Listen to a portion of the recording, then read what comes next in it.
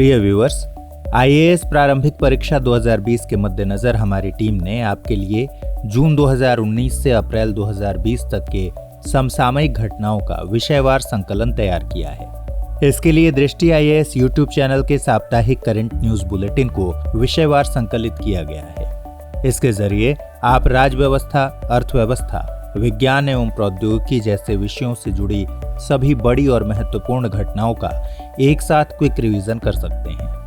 आपकी सुविधा के लिए हर एक रिवीजन वीडियो के साथ पीडीएफ भी उपलब्ध कराई जाएगी। उम्मीद है हमारी यह पहल आपकी सुनिश्चित सफलता के लिए उपयोगी साबित होगी।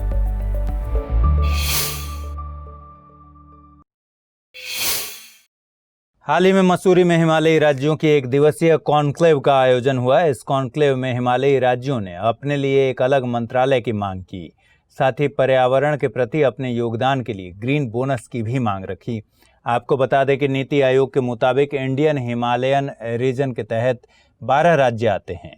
ये राज्य हैं अरुणाचल प्रदेश, असम के 2 जिले दीमा हसाओ और करबी एंगलोंग, हिमाचल प्रदेश, मणिपुर, मेघालय, मिजोरम, नागालैंड, सिक्किम, त्रिपुरा, उत्तराखंड, पश्चिम बंगाल के 2 जिले दार्जिलिंग और कालिम्पोंग और जम्मू कश्मीर। हालांकि अभी हाल ही में जम्मू कश्मीर को हासिल राज्य का दर्जा खत्म करते हुए 2 संघ राज्य क्षेत्र जम्मू कश्मीर और लद्दाख बनाने का निर्णय लिया गया है। इंडियन हिमालयन रीजन में लगभग 9000 ग्लेशियर्स हैं। इस क्षेत्र में देश की कुल जैव विविधता का लगभग 36% मिलता है। भारतीय हिमालयी क्षेत्र का 41.5% क्षेत्र वन के अंतर्गत आता है। यह देश के कुल फॉरेस्ट कवर का 1/3 है। भारतीय हिमालयी क्षेत्र के राज्यों का कुल क्षेत्र भारतीय क्षेत्रफल का 18% है। 6 पड़ोसी देशों के साथ सीमा साझा करने के कारण ये राज्य सामरिक महत्व भी रखते हैं। हिमालयी राज्यों ने ग्रीन बोनस के पीछे तर्क दिया है कि देश की अधिकांश नदियों का उद्गम हिमालय से ही है। इस वजह से इन राज्यों को प्रधानमंत्री के जल संरक्षण पहल में महत्वपूर्ण भूमिका निभानी है।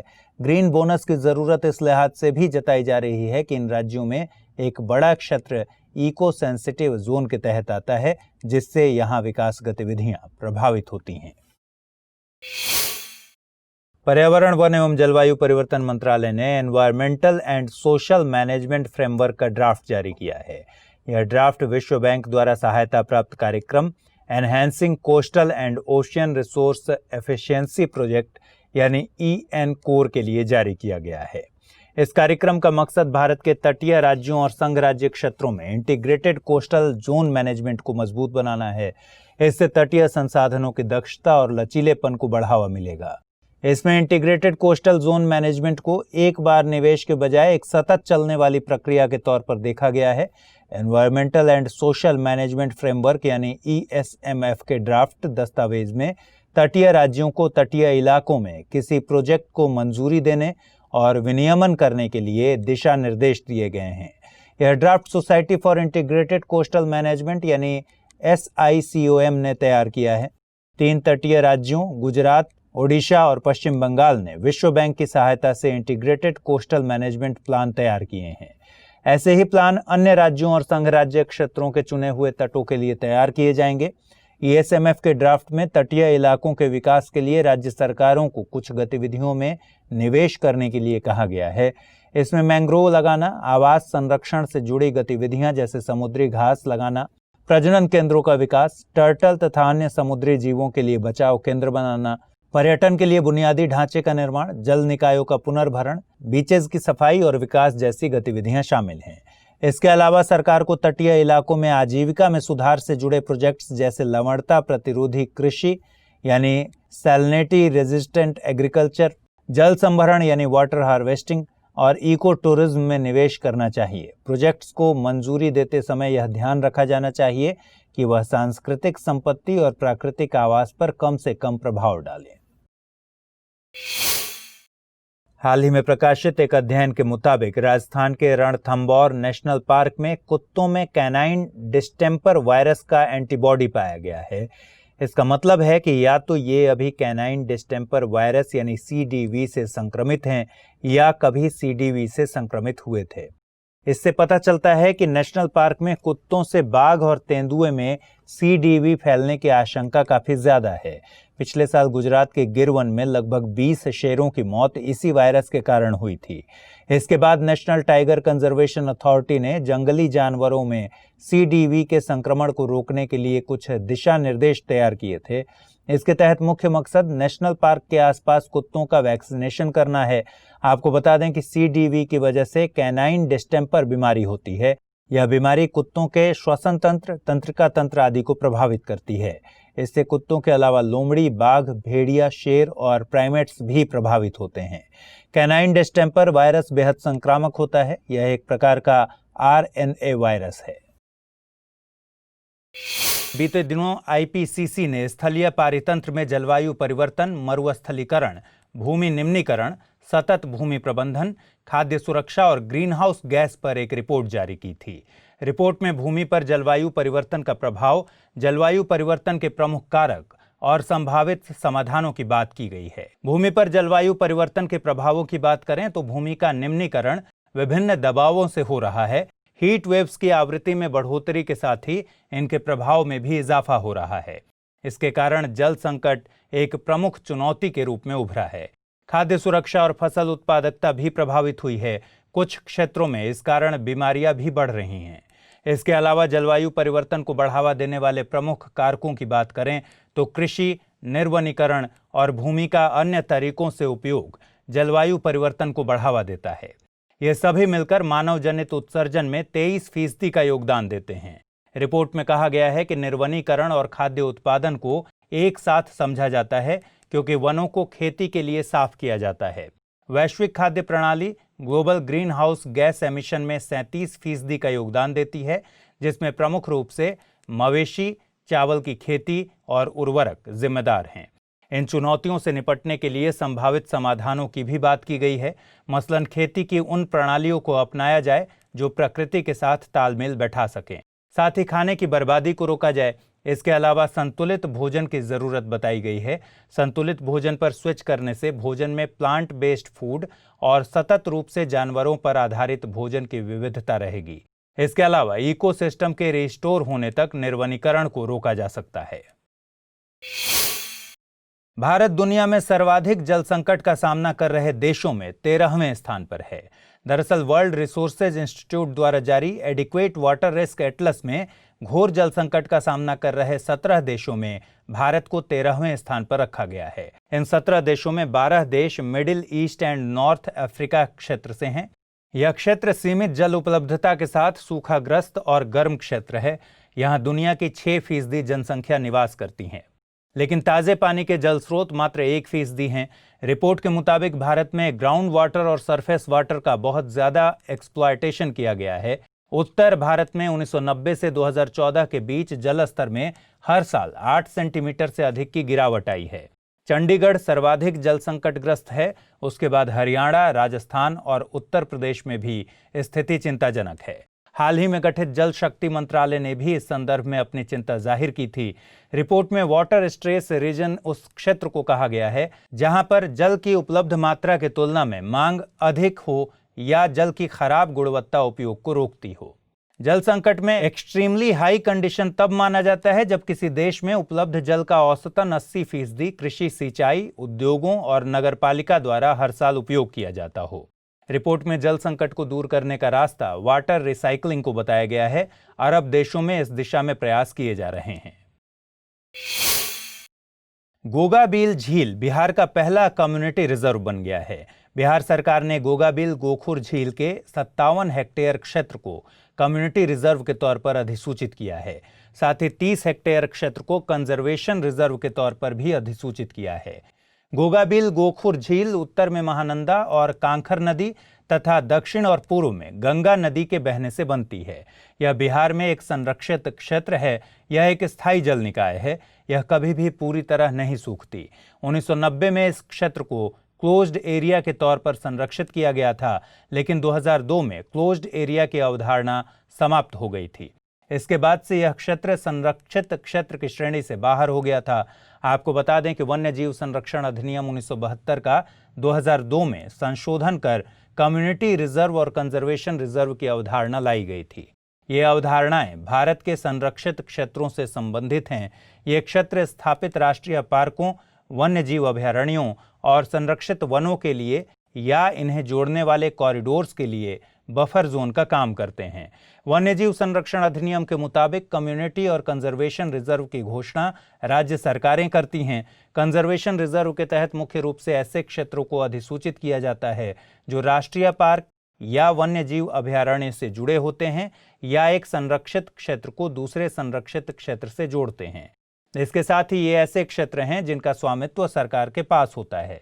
किसी समुदाय या व्यक्ति द्वारा पहल किए जाने पर राज्य सरकार किसी निजी या सामुदायिक स्वामित्व वाली भूमि को कम्युनिटी रिजर्व घोषित कर सकती है, लेकिन यह क्षेत्र किसी राष्ट्रीय पार्क, वन्यजीव अभयारण्य या कंजर्वेशन रिजर्व का हिस्सा नहीं होना चाहिए। इसका मकसद उस क्षेत्र के जीव, पौधों और पारंपरिक एवं सांस्कृतिक मूल्यों का संरक्षण करना है।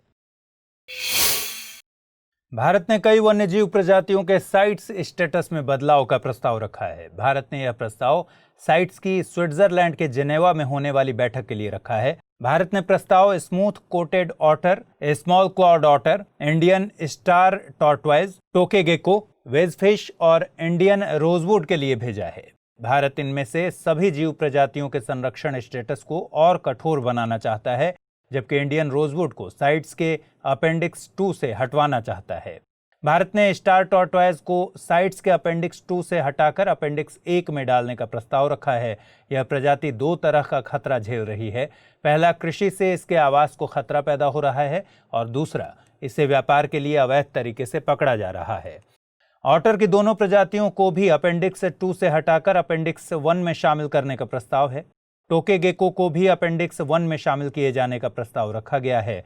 आपको बता दें कि साइट्स सरकारों के बीच एक अंतर्राष्ट्रीय समझौता है। इसका पूरा नाम convention on international trade in endangered species of wild fauna and flora है। साइट्स यह सुनिश्चित करता है कि वन्य जीवों और पौधों के अंतर्राष्ट्रीय व्यापार से इन्हें खतरा न पैदा हो। साइट्स वन्य जीवों और पौधों को उनके संरक्षण की जरूरत के हिसाब से 3 अपेंडिक्स में व्यवस्थित करता है। अपेंडिक्स 1 में विलुप्ति के खतरे वाली प्रजातियों को रखा जाता है।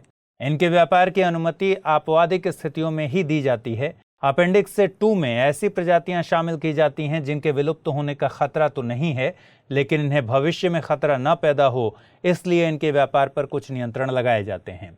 अपेंडिक्स 3 में ऐसी प्रजातियां शामिल की जाती हैं जो कम से कम एक देश में संरक्षित की गई हैं और जिनके लिए साइट्स के पक्षकार देशों से व्यापार के नियंत्रण में सहयोग देने के लिए कहा गया है। हाल ही में IIT हैदराबाद, हार्वर्ड विश्वविद्यालय और कनाडा सरकार की एक एजेंसी ने मछलियों में पारे के संचय पर अध्ययन किया। जलवायु परिवर्तन का मछलियों में पारा संचय पर पड़ने वाले असर का इसमें अध्ययन किया गया। इस अध्ययन के लिए अटलांटिक महासागर का गल्फ ऑफ मैन को चुना गया। मछलियों में मरकरी के संचय को 3 कारक प्रभावित करते हैं। पहला, अत्यधिक मछली पकड़ा जाना। इससे समुद्री जानवरों में भोजन की आदतें बदल जाती हैं। दूसरा कारक है समुद्री जल के तापमान में भिन्नता। इससे मछलियों के मेटाबॉलिज्म में बदलाव आता है। तीसरा कारक है प्रदूषण की वजह से समुद्री जल में पारे की मात्रा। इन तीनों कारकों को शामिल करते हुए शोधकर्ताओं ने बताया कि अटलांटिक ब्लूफिन टूना मछली में समुद्री तापमान में कमी आने के चलते पारे की मात्रा में भी कमी आई है, जबकि 2030 तक गल्फ ऑफ मैन में तापमान बढ़ने से अटलांटिक ब्लूफिन टूना मछली में पारे की मात्रा बढ़ने की संभावना है। इससे पता चलता है कि समुद्री खाद्य श्रृंखला में पारे के संचय के संबंध में समुद्री तापमान की महत्वपूर्ण भूमिका है। कई नियमन प्रावधानों के कारण 1970 से समुद्रों में पारे की कुल मात्रा में कमी आई है, लेकिन दूसरी वजहों से अलग अलग तरह की मछलियों में मरकरी की मात्रा अलग अलग पाई गई है। आपको बता दें कि पारे की मात्रा नियंत्रित करने के मकसद से अगस्त 2017 में मिनीमाता कन्वेंशन लागू किया गया। इसके तहत नई मरकरी की खानों पर प्रतिबंध और पहले से मौजूद खानों का इस्तेमाल बंद करने का प्रावधान है। इसके अलावा विभिन्न उत्पादों में पारे का इस्तेमाल रोकना और इसे वायुमंडल, जल और मिट्टी में फैलने से रोकना शामिल है। 10 अगस्त को वर्ल्ड बायोफ्यूल डे पर पेट्रोलियम एवं प्राकृतिक गैस मंत्री धर्मेंद्र प्रधान ने बायोडीजल से जुड़ी एक स्कीम की घोषणा की। इसके तहत राज्य संचालित ऑयल मार्केटिंग कंपनियां 3 साल तक प्रयोग किए हुए कुकिंग ऑयल से बने बायोडीजल की खरीद करेंगी। इसका मकसद प्रयोग किए हुए कुकिंग ऑयल से बायोडीजल बनाने वाले प्लांट के पूरे उत्पादन की ऑयल मार्केटिंग कंपनियों द्वारा खरीद सुनिश्चित करना है। यह योजना देश भर में 100 शहरों में लॉन्च की जाएगी। इस योजना के तहत ऑयल मार्केटिंग कंपनियां पहले साल परिवहन कीमत और जीएसटी भी वहन करेंगी। गौरतलब है कि अभी हाल में food safety and standard authority of India ने प्रतिदिन 50 लीटर से ज़्यादा खाद्य तेल का इस्तेमाल करने वाले फूड बिजनेस ऑपरेटर्स को 3 बार से ज़्यादा एक तेल के इस्तेमाल पर रोक लगा दी है। इस लिहाज से पेट्रोलियम एवं प्राकृतिक गैस मंत्रालय का यह कदम बेहद महत्वपूर्ण है। नेशनल पॉलिसी ऑन बायोफ्यूल्स 2018 के तहत 2030 तक पेट्रोल में 20% एथेनॉल मिलाने और डीजल में 5% बायोडीजल मिलाने का लक्ष्य रखा गया है। सरकार के मुताबिक बीते साल फसल अवशेषों को जलाने में 2016 की तुलना में 41% की कमी आई है। ये आंकड़े पंजाब, हरियाणा, उत्तर प्रदेश और राष्ट्रीय राजधानी क्षेत्र दिल्ली के हैं। यह कमी 1151 करोड़ रुपए की सेंट्रल स्कीम की मदद से हुई है। गौरतलब है कि फसल अवशेषों का जलाया जाना वायु प्रदूषण के प्रमुख कारकों में से एक है।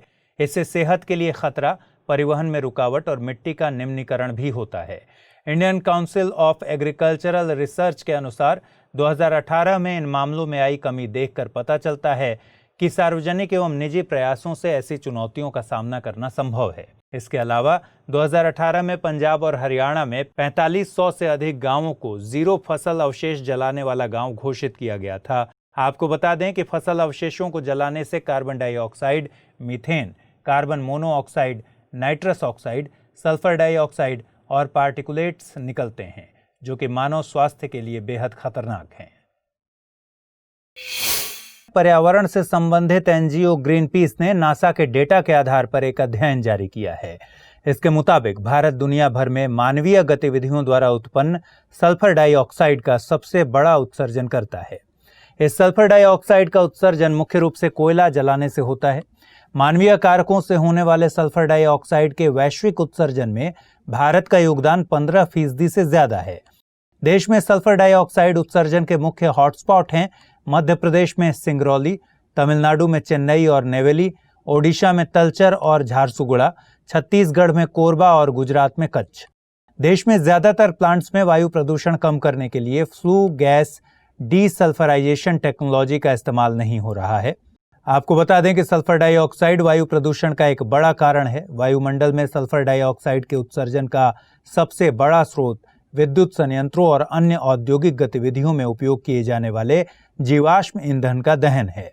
नासा के आंकड़ों के मुताबिक दुनिया में सल्फर डाइऑक्साइड उत्सर्जन का सबसे बड़ा हॉटस्पॉट रूस का नोरिल्स्क स्मेल्टर कॉम्प्लेक्स है, लेकिन देशों के मामले में भारत का पहला स्थान है क्योंकि यहां सबसे ज्यादा हॉटस्पॉट हैं।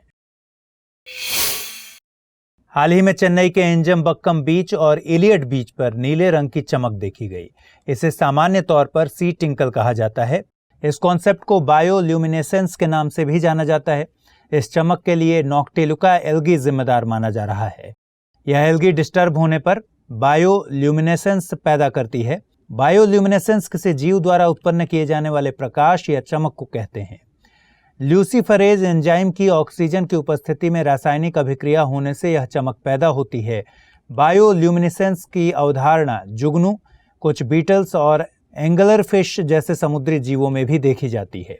बीचेस पर यह नीली चमक देखने में भले ही आकर्षक लगे, लेकिन यह पारिस्थितिकी के लिहाज से अच्छा नहीं है। दरअसल नॉक्टिलुका एल्गी समुद्री प्लैंकटन डायटम को तेजी से खा जाते हैं। इससे समुद्री खाद्य श्रृंखला में रुकावट पैदा होती है। इसके अलावा ये बड़ी मात्रा में अमोनिया का उत्सर्जन करते हैं, जिससे मछलियां मरती हैं। यह एल्गी तटीय प्रदूषण और कृषि क्षेत्र से बहकर आने वाले प्रदूषकों से भी जुड़ा है। पिछले साल प्रकाशित एक शोध के मुताबिक ग्लोबल वार्मिंग के बढ़ते प्रभाव के कारण भी इनकी संख्या में बढ़ोतरी हो रही है। यह फेनोमेना उत्तरी अरब सागर के तटों पर भी साल 2000 से देखा जा रहा है। मद्रास हाईकोर्ट द्वारा नियुक्त एमिकस क्यूरी ने पल्लीकरानाई मार्शलैंड क्षेत्र पर अपनी एक रिपोर्ट पेश की है। सुप्रीम कोर्ट द्वारा देश के सभी हाई कोर्ट्स को आर्द्र भूमियों के संरक्षण का निर्देश दिया गया था। इसी के बाद मद्रास हाई कोर्ट ने पल्लीकरानाई मार्शलैंड की स्थिति पर स्वतः संज्ञान लिया था। रिपोर्ट के मुताबिक यह मार्शलैंड बुरी तरह से सिकुड़ गया है। 1965 में इसका विस्तार 5500 हेक्टेयर क्षेत्र पर था, लेकिन 2013 में सिकुड़कर यह महज 600 हेक्टेयर रह गया। इसका बड़ा क्षेत्र आवासीय इलाकों के विकास, सूचना प्रौद्योगिकी पार्क और उच्च शिक्षण संस्थानों को बनाने में चला गया। यह चेन्नई में एकमात्र शहरी आर्द्रभूमि है। यह मूल रूप से बंगाल की खाड़ी के बैकवाटर से बना लवणीय मार्श था, लेकिन अब यह वर्षा और लगभग 31 उप शहरी जल निकायों से ताज़ा पानी प्राप्त करता है। यह मार्शलैंड बाढ़ नियंत्रण, भूजल पुनर्भरण और मत्स्यन जैसी सुविधाएं भी प्रदान करता है। यह मार्शलैंड सेंट्रल एशियन फ्लाईवे का हिस्सा भी है। इसे प्रवासी पक्षी एक ठहराव बिंदु की तरह इस्तेमाल करते हैं। इसके अलावा एमिकस क्यूरी ने कालुवेली मार्शलैंड पर भी अपनी रिपोर्ट दी है। इसका क्षेत्र 600 वर्ग किलोमीटर से घटकर 75 वर्ग किलोमीटर रह गया है। कालुवेली मार्शलैंड तमिलनाडु के विल्लुपुरम जिले में है। बीते दिनों सरल यानी state rooftop solar attractiveness index जारी हुआ। इसके तहत राज्यों का रूफटॉप डेवलपमेंट के विकास के आधार पर मूल्यांकन किया गया है। सरल अपनी तरह का ऐसा पहला इंडेक्स है जिसमें राज्यों के स्तर पर रूफटॉप सोलर डिप्लॉयमेंट की व्यापक समीक्षा की गई है। इस इंडेक्स के तहत कर्नाटक को पहला स्थान मिला है। इसके अलावा तेलंगाना, गुजरात और आंध्र प्रदेश को क्रमशः दूसरा, तीसरा और चौथा स्थान मिला है। सरल को नवीन एवं नवीकरणीय ऊर्जा मंत्रालय, शक्ति सस्टेनेबल एनर्जी फाउंडेशन, एसोचैम और अर्नेस्ट एंड यंग के द्वारा मिलकर तैयार किया गया है। वर्तमान में सरल के तहत 5 प्रमुख आयामों को शामिल किया जा रहा है। पॉलिसी फ्रेमवर्क की मजबूती, लागू करने के लिए वातावरण, निवेश के लिए वातावरण, उपभोक्ता का अनुभव और बिजनेस इकोसिस्टम। इससे हर राज्य को सोलर रूफटॉप इकोसिस्टम को बेहतर बनाने के लिए प्रोत्साहन मिलेगा। आपको बता दें कि नवीन एवं नवीकरणीय ऊर्जा मंत्रालय द्वारा 2022 तक 175 गीगावाट नवीकरणीय ऊर्जा क्षमता का लक्ष्य रखा गया है। इसमें से 100 गीगावाट सौर ऊर्जा को मार्च 2022 तक चालू करने का लक्ष्य है। बीते दिनों ट्रैफिक यानी trade related analysis of fauna and flora in commerce नामक संगठन ने skin and bones unresolved an analysis of tiger seizures from 2000 to 2018 नाम से एक रिपोर्ट जारी की थी। इसके अनुसार साल 2000 से 2018 के बीच हर साल औसतन 124 बाघों को मारा गया है। इन 18 सालों में वैश्विक स्तर पर 2359 बाघों के शरीर के हिस्से मिले हैं। रिपोर्ट के अनुसार इनकी सबसे अधिक जब्ती भारत से हुई है, जो कि बाघों का अंतिम गढ़ माना जाता है। इसके बाद चीन और इंडोनेशिया का स्थान आता है। विशेषज्ञों का मानना है कि भारत में अधिक जब्ती का कारण वहां पर बाघों का अधिक संख्या में पाया जाना है। वर्तमान में भारत में 2967 बाघ हैं। आपको बता दें कि ट्रैफिक एक गैर सरकारी संगठन है। यह WWF और IUCN का संयुक्त कार्यक्रम है जो वाइल्ड एनिमल्स और प्लांट्स के वैश्विक व्यापार पर जैव विविधता संरक्षण और सतत विकास के संदर्भ में कार्यरत है। ट्रैफिक का मिशन यह सुनिश्चित करना है कि वन्य पादपों और जंतुओं के व्यापार से प्रकृति के संरक्षण को खतरा न हो। हाल ही में जूलॉजिकल सर्वे ऑफ इंडिया ने ताज़े पानी की मछलियों की 2 नई प्रजातियों की खोज की है। ये प्रजातियां देश के पूर्वोत्तर और उत्तरी इलाके में खोजी गई हैं। इन प्रजातियों के नाम ग्लिप्टोथोराक्स गोपी और गारा सिम्बालबरानेसिस है। ग्लिप्टोथोराक्स गोपी की खोज मिजोरम की कलादान नदी में की गई है। यह कैटफिश की प्रजाति है। इसका नाम टैक्सोनॉमिस्ट केसी गोपी के नाम पर रखा गया है। वहीं गारा सिम्बालबरानेसिस मछली की खोज हिमाचल प्रदेश की सिम्बालबरा नदी में की गई और इसी नदी के नाम पर इसका नाम रखा गया है। विशेषज्ञों का मत है कि हिमालयन क्षेत्र और पूर्वोत्तर भारत में मछलियों की उत्पत्ति और विकास हिमालय के उत्थान के दौरान होने वाली भूगर्भिक गति से संबंधित है। आपको बता दें कि जूलॉजिकल सर्वे ऑफ इंडिया की स्थापना 1 जुलाई 1916 को हुई थी। अभी हाल ही में ओक्जोकुल द्वीप खबरों में रहा। यह आइसलैंड द्वीप के पश्चिम में अवस्थित है। यहाँ पर एक ब्रॉन्ज प्लेक यानी कांस्य पट्टिका का अनावरण किया गया। इस मौके पर आइसलैंड के प्रधानमंत्री, पर्यावरण मंत्री और संयुक्त राष्ट्र मानवाधिकार उच्चायुक्त भी उपस्थित रहे।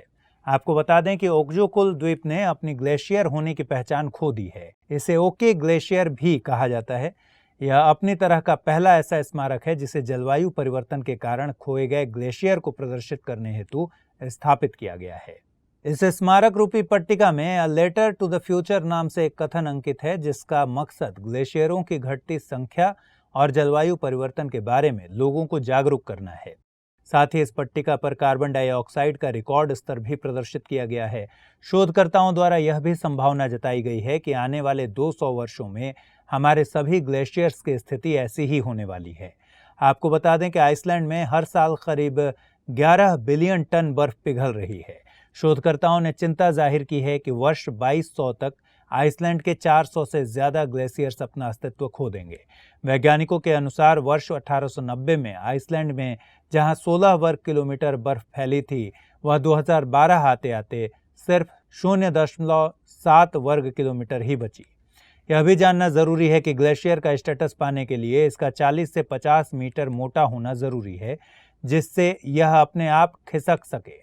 IUCN के एक हालिया सर्वे के मुताबिक अगर ग्रीन हाउस गैसों का उत्सर्जन वर्तमान दर से ही होता रहा तो दुनिया भर की आधी वर्ल्ड हेरिटेज साइट्स वर्ष 2100 तक अपने ग्लेशियर्स खो देंगी। बीते दिनों अमेज़न के जंगलों में आग लगने की घटना खबरों में रही। इस कारण एक ओर जहां विश्व के अनेक देशों और पर्यावरणविदों ने चिंता व्यक्त की है, वहीं ब्राजील के नवनिर्वाचित राष्ट्रपति जैर बोल्सोनारो की नीतियों पर भी प्रश्न उठाए जा रहे हैं। आपको बता दें कि अमेज़न के वर्षा वन समृद्ध जैव विविधता और संसाधनों से परिपूर्ण हैं। राष्ट्रपति ने चुनावी कैंपेन के दौरान इन संसाधनों और जैव विविधता का उपयोग कर देश की अर्थव्यवस्था को गति देने की प्रतिबद्धता दर्शाई थी। कुछ शोधकर्ताओं ने राष्ट्रपति बोल्सोनारो पर अपनी आर्थिक नीतियों को गति देने के मकसद से किसानों को वन कटाव हेतु प्रोत्साहित करने का आरोप लगाया है। विश्व मौसम संगठन के मुताबिक इस आग के द्वारा उत्पन्न धुआं अटलांटिक तट तक जा पहुंचा है। वहीं Brazil national institute for space research ने कहा है कि वर्ष 2013 से वर्तमान तक इस क्षेत्र में वनाग्नि की घटनाएं बढ़कर दोगुनी हो चुकी हैं। इसमें पिछले वर्ष की तुलना में 84% की दर से वृद्धि भी देखी जा रही है, जो स्थानीय और वैश्विक रूप से चिंता का विषय बना हुआ है। इस क्षेत्र में विश्व के 40% से ज्यादा वर्षा वन उपस्थित हैं, जो कुल वैश्विक ऑक्सीजन उत्पादन का 20% उत्पादित करते हैं। ये वर्षा वन ब्राजील सहित कुल 9 देशों Peru, Colombia, Venezuela, Ecuador, Bolivia, Guyana, Suriname और फ्रेंच गुयाना से सीमाएं साझा करते हैं। पिछले दिनों क्लाउडेड लेपर्ड के आवास, प्रवसन, गलियारों और संरक्षण रणनीति पर एक शोध पत्र जारी हुआ। इस शोध में लगभग 45 क्षेत्रों में फैले हुए 3000 से भी अधिक लोकेशंस पर अध्ययन किया गया है। इससे यह बात सामने आई कि अध्ययन किए गए क्षेत्रों में केवल 9.44% क्षेत्र ही क्लाउडेड लेपर्ड के रहने के लिए हाईली सूटेबल थे। अध्ययन किए गए क्षेत्रों में भारत से मिजोरम के डंपा टाइगर रिजर्व को चुना गया था। अध्ययन किए गए क्षेत्रों में यहां क्लाउडेड लेपर्ड का सबसे ज्यादा जनसंख्या घनत्व पाया गया है। यह बात भी सामने आई है कि क्लाउडेड लेपर्ड की उपस्थिति का फॉरेस्ट कवर और वर्षा की मात्रा से सीधा संबंध है। घने कैनोपी वाले वनों में जब 35% की गिरावट आती है, तब क्लाउडेड लेपर्ड के डिटेक्शन में 25% की गिरावट आती है। शोध पत्र के मुताबिक निर्वनीकरण और जलवायु परिवर्तन के प्रभाव के कारण वर्षा में कमी से क्लाउडेड लेपर्ड के वितरण पर नकारात्मक प्रभाव पड़ सकता है। आपको बता दें कि क्लाउडेड लेपर्ड IUCN की रेड लिस्ट में वल्नरेबल कैटेगरी में शामिल है। बांग्लादेश, भूटान, कंबोडिया, चीन, भारत, लाओस, मलेशियन प्रायद्वीप, म्यांमार, नेपाल, थाईलैंड और वियतनाम जैसे देशों में इनकी उपस्थिति मिलती है। भारत ने 2018 में recovery programme for critically endangered species में क्लाउडेड लेपर्ड को भी शामिल किया है। 2 से 13 सितंबर के बीच भारत में UNCCD के कॉन्फ्रेंस ऑफ पार्टीज के 14वें सत्र का आयोजन किया जाएगा। UNCCD का पूरा नाम United Nations Convention to combat desertification है। भारत पहली बार इसके कॉन्फ्रेंस ऑफ पार्टीज की मीटिंग की मेजबानी कर रहा है। इसमें 196 देशों के विशेषज्ञ हिस्सा लेंगे। केंद्रीय पर्यावरण मंत्री के मुताबिक भारत 2021 से 2030 के बीच अपनी 5 मिलियन हेक्टेयर अपघटित भूमि के पुनरुद्धार के लिए प्रतिबद्ध है। आपको बता दें कि भारत लैंड डिग्रेडेशन की गंभीर समस्या का सामना कर रहा है। भारत में लगभग 29% यानी 96.4 मिलियन हेक्टेयर भूमि डिग्रेडेशन का शिकार है। भारत इसी साल जनवरी में बॉन चैलेंज का हिस्सा बना था। बॉन चैलेंज एक वैश्विक प्रयास है। इसके तहत दुनिया भर की 150 मिलियन हेक्टेयर डिग्रेडेड और डिफॉरेस्टेड भूमि का 2020 तक और 350 मिलियन हेक्टेयर भूमि का 2030 तक पुनरुद्धार करने का लक्ष्य रखा गया है। भारत 2015 में UNFCCC के पेरिस सम्मेलन में भी बॉन चैलेंज से स्वेच्छापूर्वक जुड़ा था। इसके तहत भारत ने 2020 तक अपनी 13 मिलियन हेक्टेयर डिग्रेडेड और डिफॉरेस्टेड भूमि और 2030 तक अतिरिक्त 8 मिलियन हेक्टेयर भूमि के पुनरुद्धार की प्रतिबद्धता जताई थी। भारत द्वारा भूमि के पुनरुद्धार का यह लक्ष्य एशिया में सबसे ज्यादा निर्धारित लक्ष्यों में से एक है। पर्यावरण मंत्री ने बताया कि प्रधानमंत्री फसल बीमा योजना, सॉयल हेल्थ कार्ड योजना, सॉयल हेल्थ मैनेजमेंट योजना और प्रधानमंत्री कृषि सिंचाई योजना जैसी योजनाएं लैंड डिग्रेडेशन की समस्या का सामना करने में सहायक होंगी। नीति आयोग ने कंपोजिट वाटर मैनेजमेंट इंडेक्स का दूसरा संस्करण जारी कर दिया है। यह इंडेक्स नीति आयोग ने जल शक्ति मंत्रालय और ग्रामीण विकास मंत्रालय के सहयोग से तैयार किया है।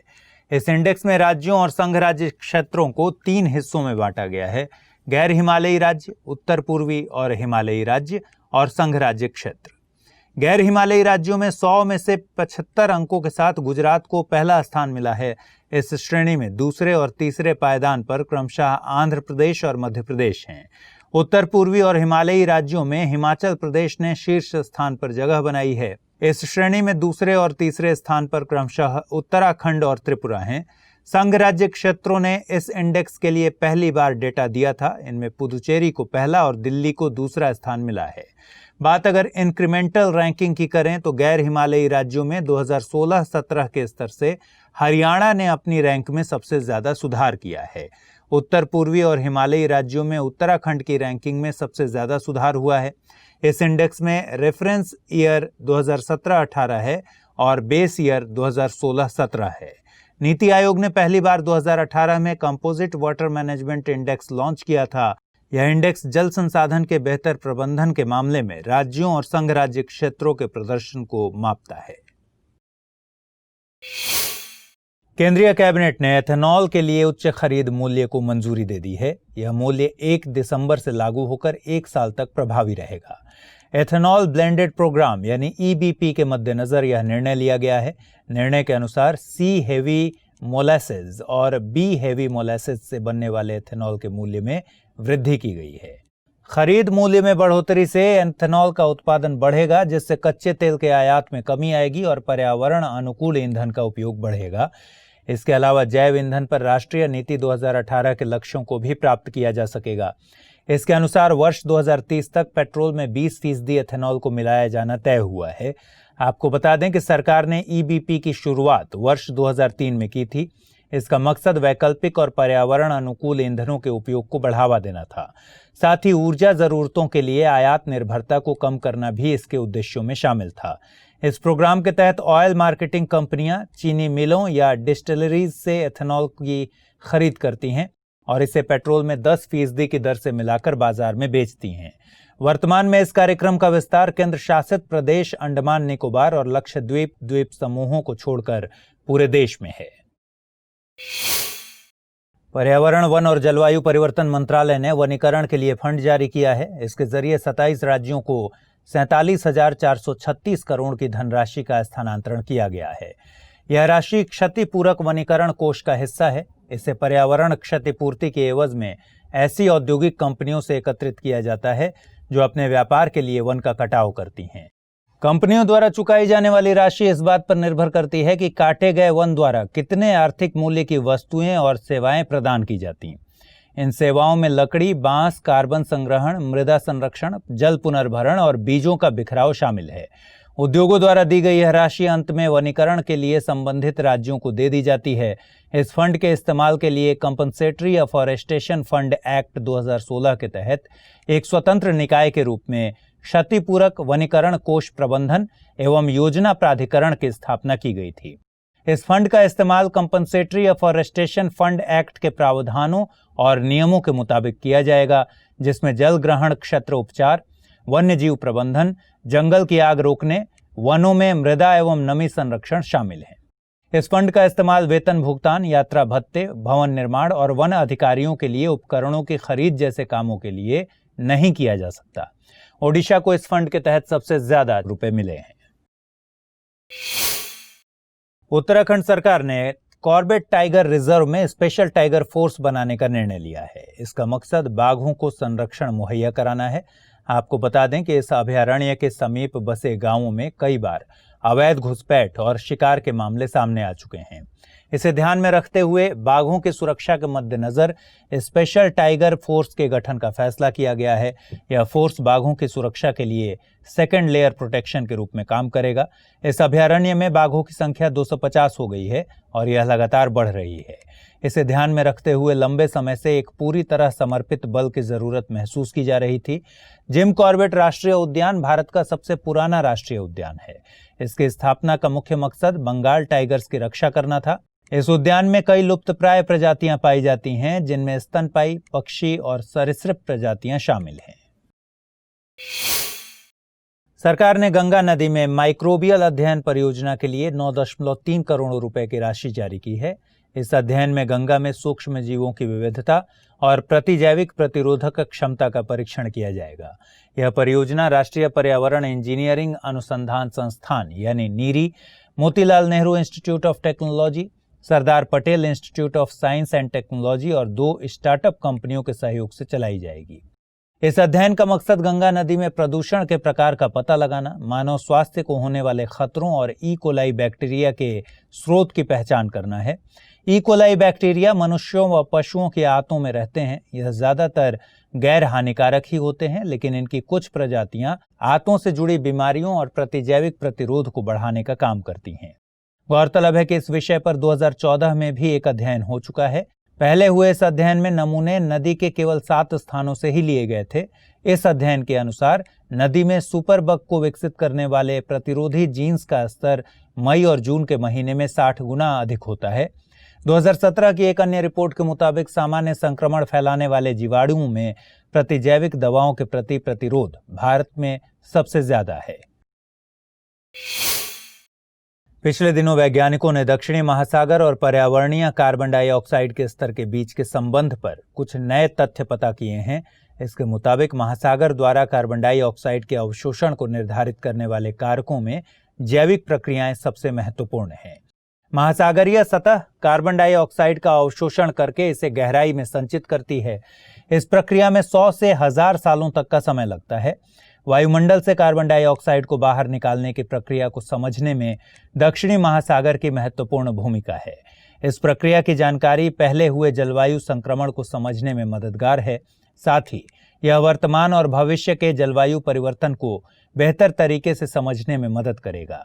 इस अध्ययन के लिए वैज्ञानिकों की टीम ने एंड्रेक्स प्रोजेक्ट के तहत लिए गए आंकड़ों की मदद ली। एंड्रेक्स प्रोजेक्ट का पूरा नाम Antarctic deep water rates of export है। इसमें 2008 से 2010 के बीच महासागरीय गायर यानी महासागरीय चक्र में पानी की भौतिक, जैविक और रासायनिक विशेषताओं का पता लगाया गया था। इन आंकड़ों से पता चला कि वेडडेल गायर में वायुमंडल से कार्बन डाइऑक्साइड का अवशोषण और सतह से इसको हटाकर गहराई में ले जाने में फाइटोप्लैंक्टन की भूमिका होती है। वैज्ञानिकों के मुताबिक महासागरीय गायर में फाइटोप्लैंक्टन उगते हैं और फिर डूब जाते हैं। इस दौरान वे वायुमंडलीय कार्बन डाइऑक्साइड को गहरे महासागर में ले जाते हैं। इस प्रक्रिया को बायोलॉजिकल कार्बन पंप कहते हैं। हाल ही में ऑस्ट्रेलिया के the great barrier reef marine park authority ने ग्रेट बैरियर रीफ की वर्तमान स्थिति पर एक रिपोर्ट जारी की। अथॉरिटी ने ग्रेट बैरियर रीफ के स्टेटस को पहले के पुअर दर्जे से और नीचे कर वेरी पुअर कर दिया है। एजेंसी के मुताबिक 2014 में जारी आखिरी रिपोर्ट के बाद से ग्रेट बैरियर रीफ की स्थिति बिगड़ती जा रही है। इससे वर्तमान में मिले ग्रेट बैरियर रीफ के विश्व विरासत स्थल के दर्जे को नुकसान पहुंच सकता है।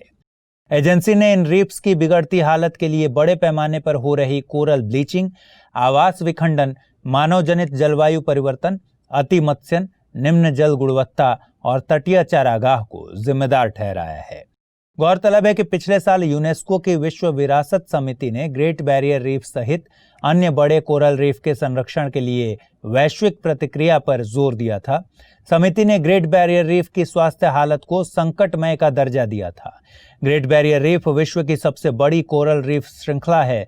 यह ऑस्ट्रेलिया के क्वींसलैंड प्रांत के पूर्वोत्तर तट के सहारे 2300 किलोमीटर क्षेत्र में विस्तृत है। द ग्रेट बैरियर रीफ मछलियों की लगभग 1500 और मोलस्क की 4000 प्रजातियों का रहवास है। साइट्स ने star tortoise, smooth coated otter और स्मॉल क्लॉड ऑटर के संरक्षण को बढ़ाने के भारत के प्रस्ताव को स्वीकार कर लिया है। साइट्स का पूरा नाम संकटग्रस्त वन्य जीव व वनस्पति प्रजातियों के अंतर्राष्ट्रीय व्यापार पर अभिसमय है। इन प्रजातियों को साइट्स के अपेंडिक्स 1 में शामिल कर लिया गया है। इससे इनके अंतर्राष्ट्रीय व्यापार पर पूरी तरह प्रतिबंध लगेगा। अब ये प्रजातियां साइट्स द्वारा मुहैया कराए जा रहे सर्वाधिक संरक्षण का लाभ ले सकेंगी। यह मंजूरी जेनेवा में आयोजित COP18 के दौरान दी गई। आपको बता दें कि स्टार टॉर्टोइज का 90% व्यापार इंटरनेशनल पेट मार्केट में होता है। यह IUCN के वल्नरेबल कैटेगरी में शामिल है। IUCN के अनुसार अगर इनका शोषण इसी प्रकार जारी रहा या बढ़ा तो वर्ष 2025 तक इस प्रजाति की संख्या में 30% से ज्यादा की गिरावट की आशंका है। वहीं स्मॉल क्लॉड ऑटर और स्मूथ कोटेड ऑटर की संख्या में हैबिटेट लॉस के कारण गिरावट आ रही है। इनका व्यापार फर के लिए किया जाता है। आपको बता दें कि साइट्स के अपेंडिक्स 1 में उन प्रजातियों को रखा जाता है जिनकी स्थिति साइट्स की सूची में अति संकटग्रस्त होती है। इन प्रजातियों की विलुप्ति का खतरा रहता है, इसलिए साइट्स इनके नमूनों के अंतर्राष्ट्रीय व्यापार पर प्रतिबंध लगाता है। इसमें आयात का उद्देश्य व्यावसायिक न होने की स्थिति में प्रतिबंध नहीं लगाया जाता, जैसे वैज्ञानिक अनुसंधान के लिए किया गया आयात। 2 से 13 सितंबर के बीच मरुस्थलीकरण की रोकथाम के लिए UNCCD की 14वीं कॉन्फ्रेंस ऑफ पार्टीज यानी COP14 का नई दिल्ली में आयोजन किया गया। इस सम्मेलन में प्रधानमंत्री नरेंद्र मोदी ने भूमि क्षरण को रोकने के लिए भारत की प्रतिबद्धता को दोहराया है। सम्मेलन में भारत ने भूमि पुनरुद्धार से जुड़े अपने लक्ष्य को बढ़ा दिया है। नए लक्ष्य के मुताबिक भारत अब से 2030 के बीच 21 मिलियन हेक्टेयर भूमि की बजाय 26 मिलियन हेक्टेयर डिग्रेडेड भूमि में सुधार करने का प्रयास करेगा। इससे पहले पर्यावरण मंत्री प्रकाश जावड़ेकर ने संयुक्त राष्ट्र सम्मेलन में 2021 से 2030 के बीच 5 मिलियन हेक्टेयर डिग्रेडेड भूमि में सुधार करने की प्रतिबद्धता जताई थी। डिग्रेडेड भूमि में सुधार के साथ ही जल संकट, जल अपव्यय और मिट्टी में आर्द्रता की कमी जैसी समस्याओं पर भी नियंत्रण रखा जा सकता है। आपको बता दें कि जलवायु और मानव जनित कारणों से मिट्टी की उत्पादक क्षमता में कमी को भूमि क्षरण कहते हैं। 2011 से 13 के आंकड़ों के मुताबिक देश के कुल भौगोलिक क्षेत्र के 29.32% हिस्से के डिग्रेडेड होने की संभावना है। इसी साल जनवरी में भारत लैंड डिग्रेडेशन को रोकने के लिए प्रयासरत बॉन चैलेंज का सदस्य बना है। बॉन चैलेंज 2020 तक 150 मिलियन हेक्टेयर जबकि 2030 तक 350 मिलियन डिग्रेडेड भूमि को रिस्टोर करने के लिए एक वैश्विक प्रयास है। सूखा प्रबंधन के मुद्दे पर एक फ्रेमवर्क जारी किया गया। इसका नाम है framework for the assessment of benefits of action, cost of inaction for drought preparedness report. इसमें सूखा के प्रबंधन के लिए प्रोएक्टिव अप्रोच पर जोर दिया गया है। भारत में लगभग 42% हिस्सा सूखा से प्रभावित होता है, जबकि 40% आबादी सूखा के प्रति संवेदनशील है। मौजूदा समय में सूखा प्रबंधन अप्रोच में तत्कालिक प्रभावों से निपटने की तैयारी को शामिल किया जाता है, लेकिन समाज और प्राकृतिक संसाधन पर पड़ने वाले दीर्घकालिक प्रभावों को दरकिनार कर दिया जाता है। इस फ्रेमवर्क में सूखे से प्रभावित कुछ क्षेत्रों की लिस्ट दी गई है। सूखा से प्रभावित होने वाले क्षेत्रों में कृषि, पशुधन, मत्स्य, सिंचाई, व्यापार एवं उद्योग, पर्यावरण, परिवहन, जल संसाधन, पानी की आपूर्ति और सफाई, शिक्षा, स्वास्थ्य, पोषण व सामाजिक सुरक्षा शामिल हैं। इन सभी क्षेत्रों को कवर करने के लिए एक मल्टी डिसिप्लिनरी और फ्लेक्सिबल फ्रेमवर्क की जरूरत है। रिपोर्ट में एक 10 बिंदु वाले फ्रेमवर्क का प्रस्ताव दिया गया है। इसके मुताबिक एक national drought management policy commission बनाया जाना चाहिए। जोखिम आधारित राष्ट्रीय सूखा प्रबंधन नीति के लक्ष्य और उद्देश्य परिभाषित होने चाहिए। हितधारकों की भागीदारी को बढ़ाना और पानी का इस्तेमाल करने वाले प्रमुख क्षेत्रों के बीच विवाद को निपटाना चाहिए। सबसे ज्यादा जोखिम वाले समूहों की पहचान और उपलब्ध स्रोतों का पता लगाया जाना चाहिए। राष्ट्रीय सूखा प्रबंधन नीति और तैयारी के मुख्य बिंदु तैयार किए जाने चाहिए। सूखा के लिए शोध के क्षेत्रों की पहचान और इंस्टीट्यूशनल गैप को भरा जाना जरूरी है। सूखा प्रबंधन के वैज्ञानिक और नीतिगत पक्षों को जोड़ा जाना चाहिए। नीति के प्रति जनजागरूकता को बढ़ाना भी जरूरी है। सभी उम्र के लोगों और हितधारक समूहों के लिए शैक्षणिक कार्यक्रमों का विकास किया जाना चाहिए। समय समय पर नीति की समीक्षा की जानी चाहिए। एनजीटी ने केंद्र सरकार को 2 महीनों में ग्रेट इंडियन बस्टर्ड के संरक्षण के लिए कार्य योजना बनाने का निर्देश दिया है। एनजीटी प्रमुख जस्टिस आदर्श कुमार गोयल की अध्यक्षता वाली पीठ ने इस बाबत एक संयुक्त समिति का गठन किया है। यह समिति भारतीय वन्य जीव संस्थान यानी WII द्वारा दिए गए सुझावों को क्रियान्वित करने के लिए कार्य योजना बनाएगी। दुनिया में केवल 200 के लगभग ही ग्रेट इंडियन बस्टर्ड बचे हैं। इस पक्षी को वन्य जीव संरक्षण अधिनियम 1972 के तहत अनुसूची 1 में रखा गया है। साथ ही इसे साइट्स की परिशिष्ट 1 में शामिल किया गया है। ग्रेट इंडियन बस्टर्ड को IUCN की रेड डेटा लिस्ट में और राष्ट्रीय वन्य जीव कार्य योजना में क्रिटिकली एंडेंजर्ड कैटेगरी में रखा गया है। इस प्रजाति की पहचान पर्यावरण मंत्रालय के एकीकृत वन्यजीव आवास विकास के तहत रिकवरी प्रोग्राम के लिए की गई है। ऐतिहासिक रूप से ग्रेट इंडियन बस्टर्ड पूरे पश्चिमी भारत तथा पाकिस्तान के कुछ इलाकों में पाया जाता था। कभी थार का मरुस्थल और दक्कन का पठार इनका गढ़ हुआ करता था, लेकिन अब इनकी अधिकतर संख्या राजस्थान और गुजरात में सीमित हो गई है। इनकी कुछ संख्या महाराष्ट्र, कर्नाटक और आंध्र प्रदेश में भी मिलती है। इस पक्षी को सबसे बड़ा खतरा शिकार से है, जो कि पाकिस्तान में अभी भी प्रचलित है। हाल ही में क्रोएशिया बेसल बैन अमेंडमेंट को रेटिफाई करने वाला 97वां देश बन गया है। इसी के साथ बेसल बैन अमेंडमेंट एक अंतर्राष्ट्रीय कानून बन गया है। बेसल बैन अमेंडमेंट एक ग्लोबल वेस्ट डंपिंग प्रोहिबिशन है। बेसल कन्वेंशन के पक्षकार देशों ने 1995 में मानव स्वास्थ्य और पर्यावरण को जहरीले अपशिष्ट के प्रभाव से बचाने के लिए बैन को अपनाया था। बैन अमेंडमेंट OECD देशों से गैर OECD देशों में इलेक्ट्रॉनिक अपशिष्ट और पुराने हो चुके जहाजों के जहरीले अपशिष्टों के सभी तरह के निर्यात को प्रतिबंधित करता है। अमेरिका स्थित बेसल एक्शन नेटवर्क नामक संगठन बेसल बैन अमेंडमेंट को बनाने वाले संगठनों और देशों में से एक है। यह वैश्विक पर्यावरणीय न्याय के नजरिए से एक लैंडमार्क समझौता है। अभी तक बैन अमेंडमेंट को अमेरिका, कनाडा, जापान, रूस और भारत जैसे देशों ने रेटिफाई नहीं किया है। अमेरिका सबसे ज्यादा प्रति व्यक्ति अपशिष्ट पैदा करता है, लेकिन यह बेसल कन्वेंशन को रेटिफाई करने में असफल रहा है। साथ ही अमेरिका बैन अमेंडमेंट का भी विरोध करता है। आपको बता दें कि बेसल कन्वेंशन जहरीले अपशिष्ट के सीमा पार आवागमन और उसके निपटारे के नियंत्रण से संबंधित कन्वेंशन है। इसे 22 मार्च 1989 को अपनाया गया था। 1995 में इस कन्वेंशन में अमेंडमेंट के लिए बैन अमेंडमेंट को अपनाया गया था। जर्मनी ने ग्लाइसोफेट रसायन के इस्तेमाल को 2023 तक क्रमिक रूप से खत्म करने का फैसला किया है। 2023 में इस रसायन के लिए यूरोपियन यूनियन की मंजूरी समाप्त होने वाली है। जर्मनी ने किसानों के द्वारा ग्लाइफोसेट रसायन के इस्तेमाल को रोकने के लिए सिस्टमेटिक रिडक्शन स्ट्रेटजी अपनाने का फैसला किया है। इसके लिए रसायन को पहले बगीचों, शहरी पार्क्स और खेतों के किनारे इस्तेमाल से रोका जाएगा। इसका मकसद कीटों की जनसंख्या को बचाना है। कीट हमारे पारिस्थितिकी तंत्र और फसलों के पॉलिनेशन में केंद्रीय भूमिका निभाते हैं। आपको बता दें कि ऑस्ट्रिया इस रसायन के सभी तरह के इस्तेमाल को प्रतिबंधित करने वाला पहला देश है। ग्लाइफोसेट का इस्तेमाल कृषि, वन से जुड़ी गतिविधियों, शहरी और घरेलू उपयोग में होता है। WHO की international agency for research on cancer यानी IARC ने ग्लाइफोसेट को मानव के लिए संभावित तौर पर कैंसर कारक घोषित किया है। जीव विज्ञानियों के मुताबिक यह प्रजातीय विविधता और पारिस्थितिकी तंत्र को नुकसान पहुंचाता है। ग्लाइफोसेट भारत में भी किसानों में लोकप्रिय है। यहाँ इसका इस्तेमाल खेतों में खरपतवार को हटाने के लिए किया जाता है। यह खरपतवार निकालने के मानवीय तरीकों की तुलना में काफी सस्ता पड़ता है। इसका इस्तेमाल जेनेटिकली मॉडिफाइड हर्बिसाइड टॉलरेंट फसलों में ज्यादा किया जाता है।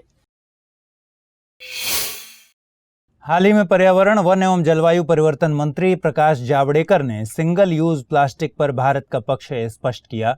इनके मुताबिक 2 अक्टूबर से देश में सिंगल यूज प्लास्टिक पर पूरी तरह से प्रतिबंध नहीं लगाया जा रहा है, लेकिन सिंगल यूज प्लास्टिक वेस्ट को गुड बाय कहा जाएगा।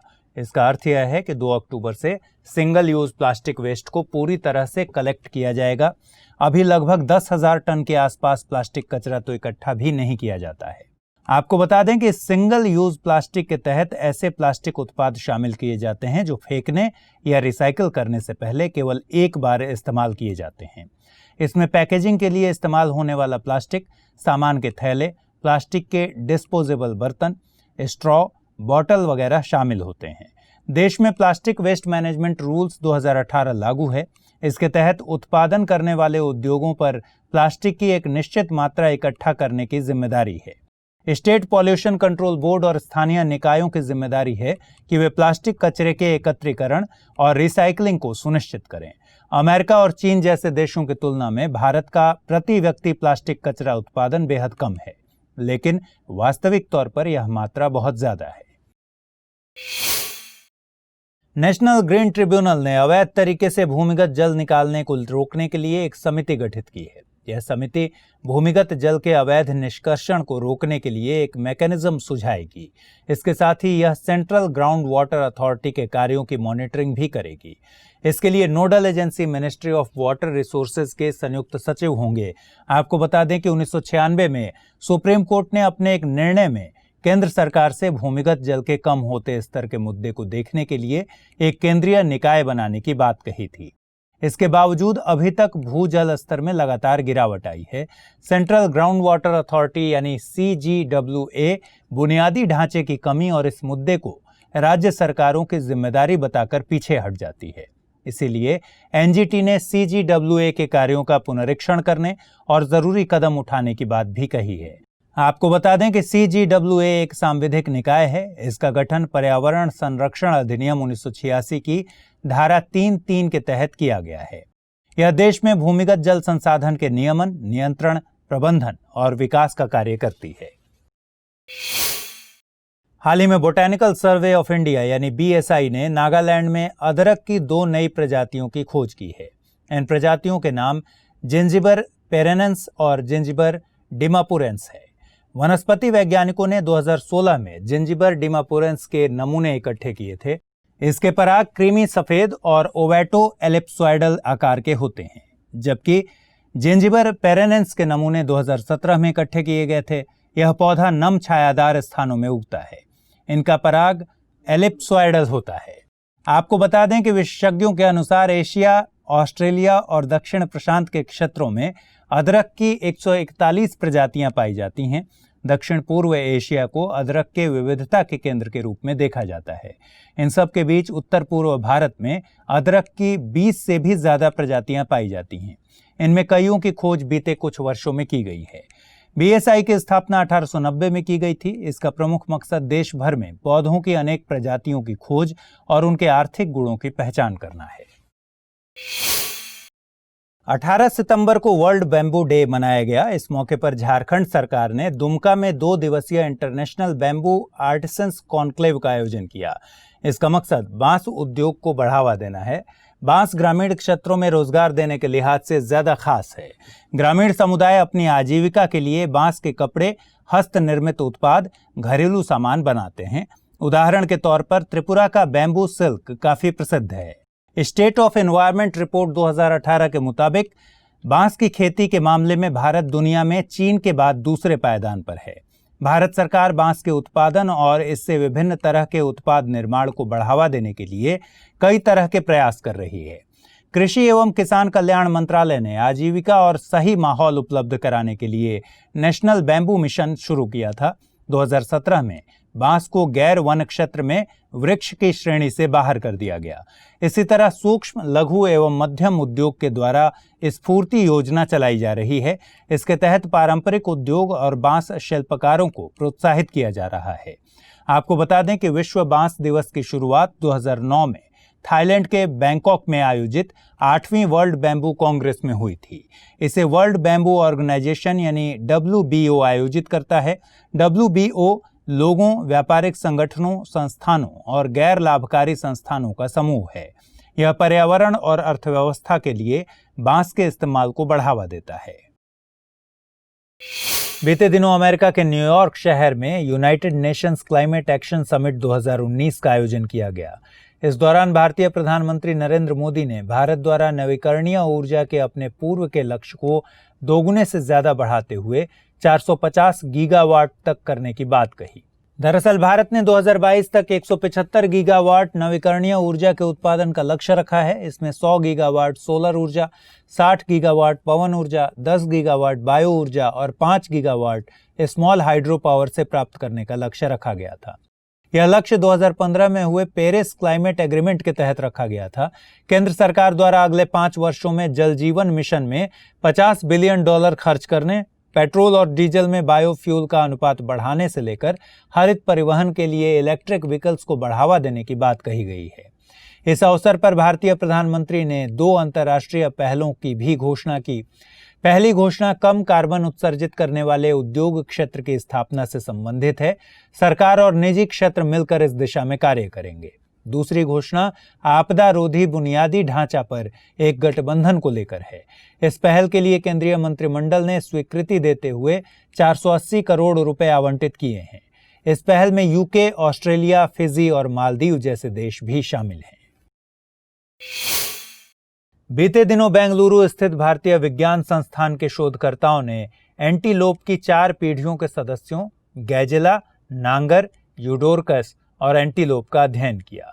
अध्ययन के मुताबिक एंटीलोप की ब्लैक बक प्रजाति भारतीय नहीं बल्कि मूल रूप से सहारा अफ्रीका क्षेत्र की प्रजाति है, जबकि चिनकारा मूल रूप से भारत की प्रजाति है। ब्लैक बक 2 मिलियन वर्ष पूर्व पश्चिमोत्तर भारत से आए और भारत की घास भूमि में इनका विस्तार हुआ। हालांकि उसी समय थार के मरुस्थल के निर्माण के कारण इनका सही से प्रसार नहीं हो सका। शोधकर्ताओं ने बताया कि इस नई खोज के बाद एंटीलोप के वंशजों का पुनर्वर्गीकरण करने की जरूरत है।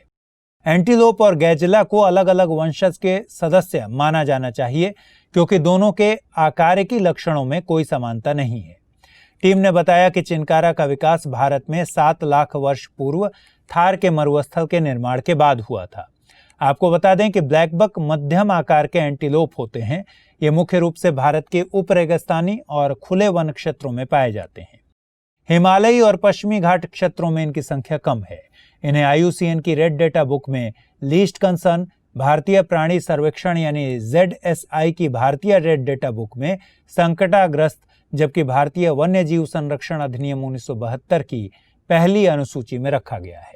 वहीं चिंकारा हिरन मुख्य रूप से राजस्थान के रेगिस्तानी इलाकों, मध्य भारत और मध्य प्रदेश के बांधवगढ़ राष्ट्रीय पार्क में पाए जाते हैं। यह प्रजाति IUCN की रेड डेटा बुक में लीस्ट कंसर्न सूची में शामिल है। हाल ही में अरुणाचल प्रदेश में मेढक की एक नई प्रजाति की खोज की गई है। दिल्ली विश्वविद्यालय और जूलॉजिकल सर्वे ऑफ इंडिया के वैज्ञानिकों के समूह ने इस प्रजाति की खोज की है। वैज्ञानिकों की टीम ने नामदफा टाइगर रिजर्व के प्राथमिक सदाबहार जंगलों में इसकी खोज की। यह देश का सबसे पूर्वी संरक्षित क्षेत्र है। खोजी गई मेढक की प्रजाति को जीनस माइक्रोहिला के 50वें सदस्य के रूप में पहचाना गया है। इन्हें राइस फ्रॉग्स या कोरस फ्रॉग्स के नाम से भी जाना जाता है। यह मुख्य रूप से एशिया में पाया जाता है।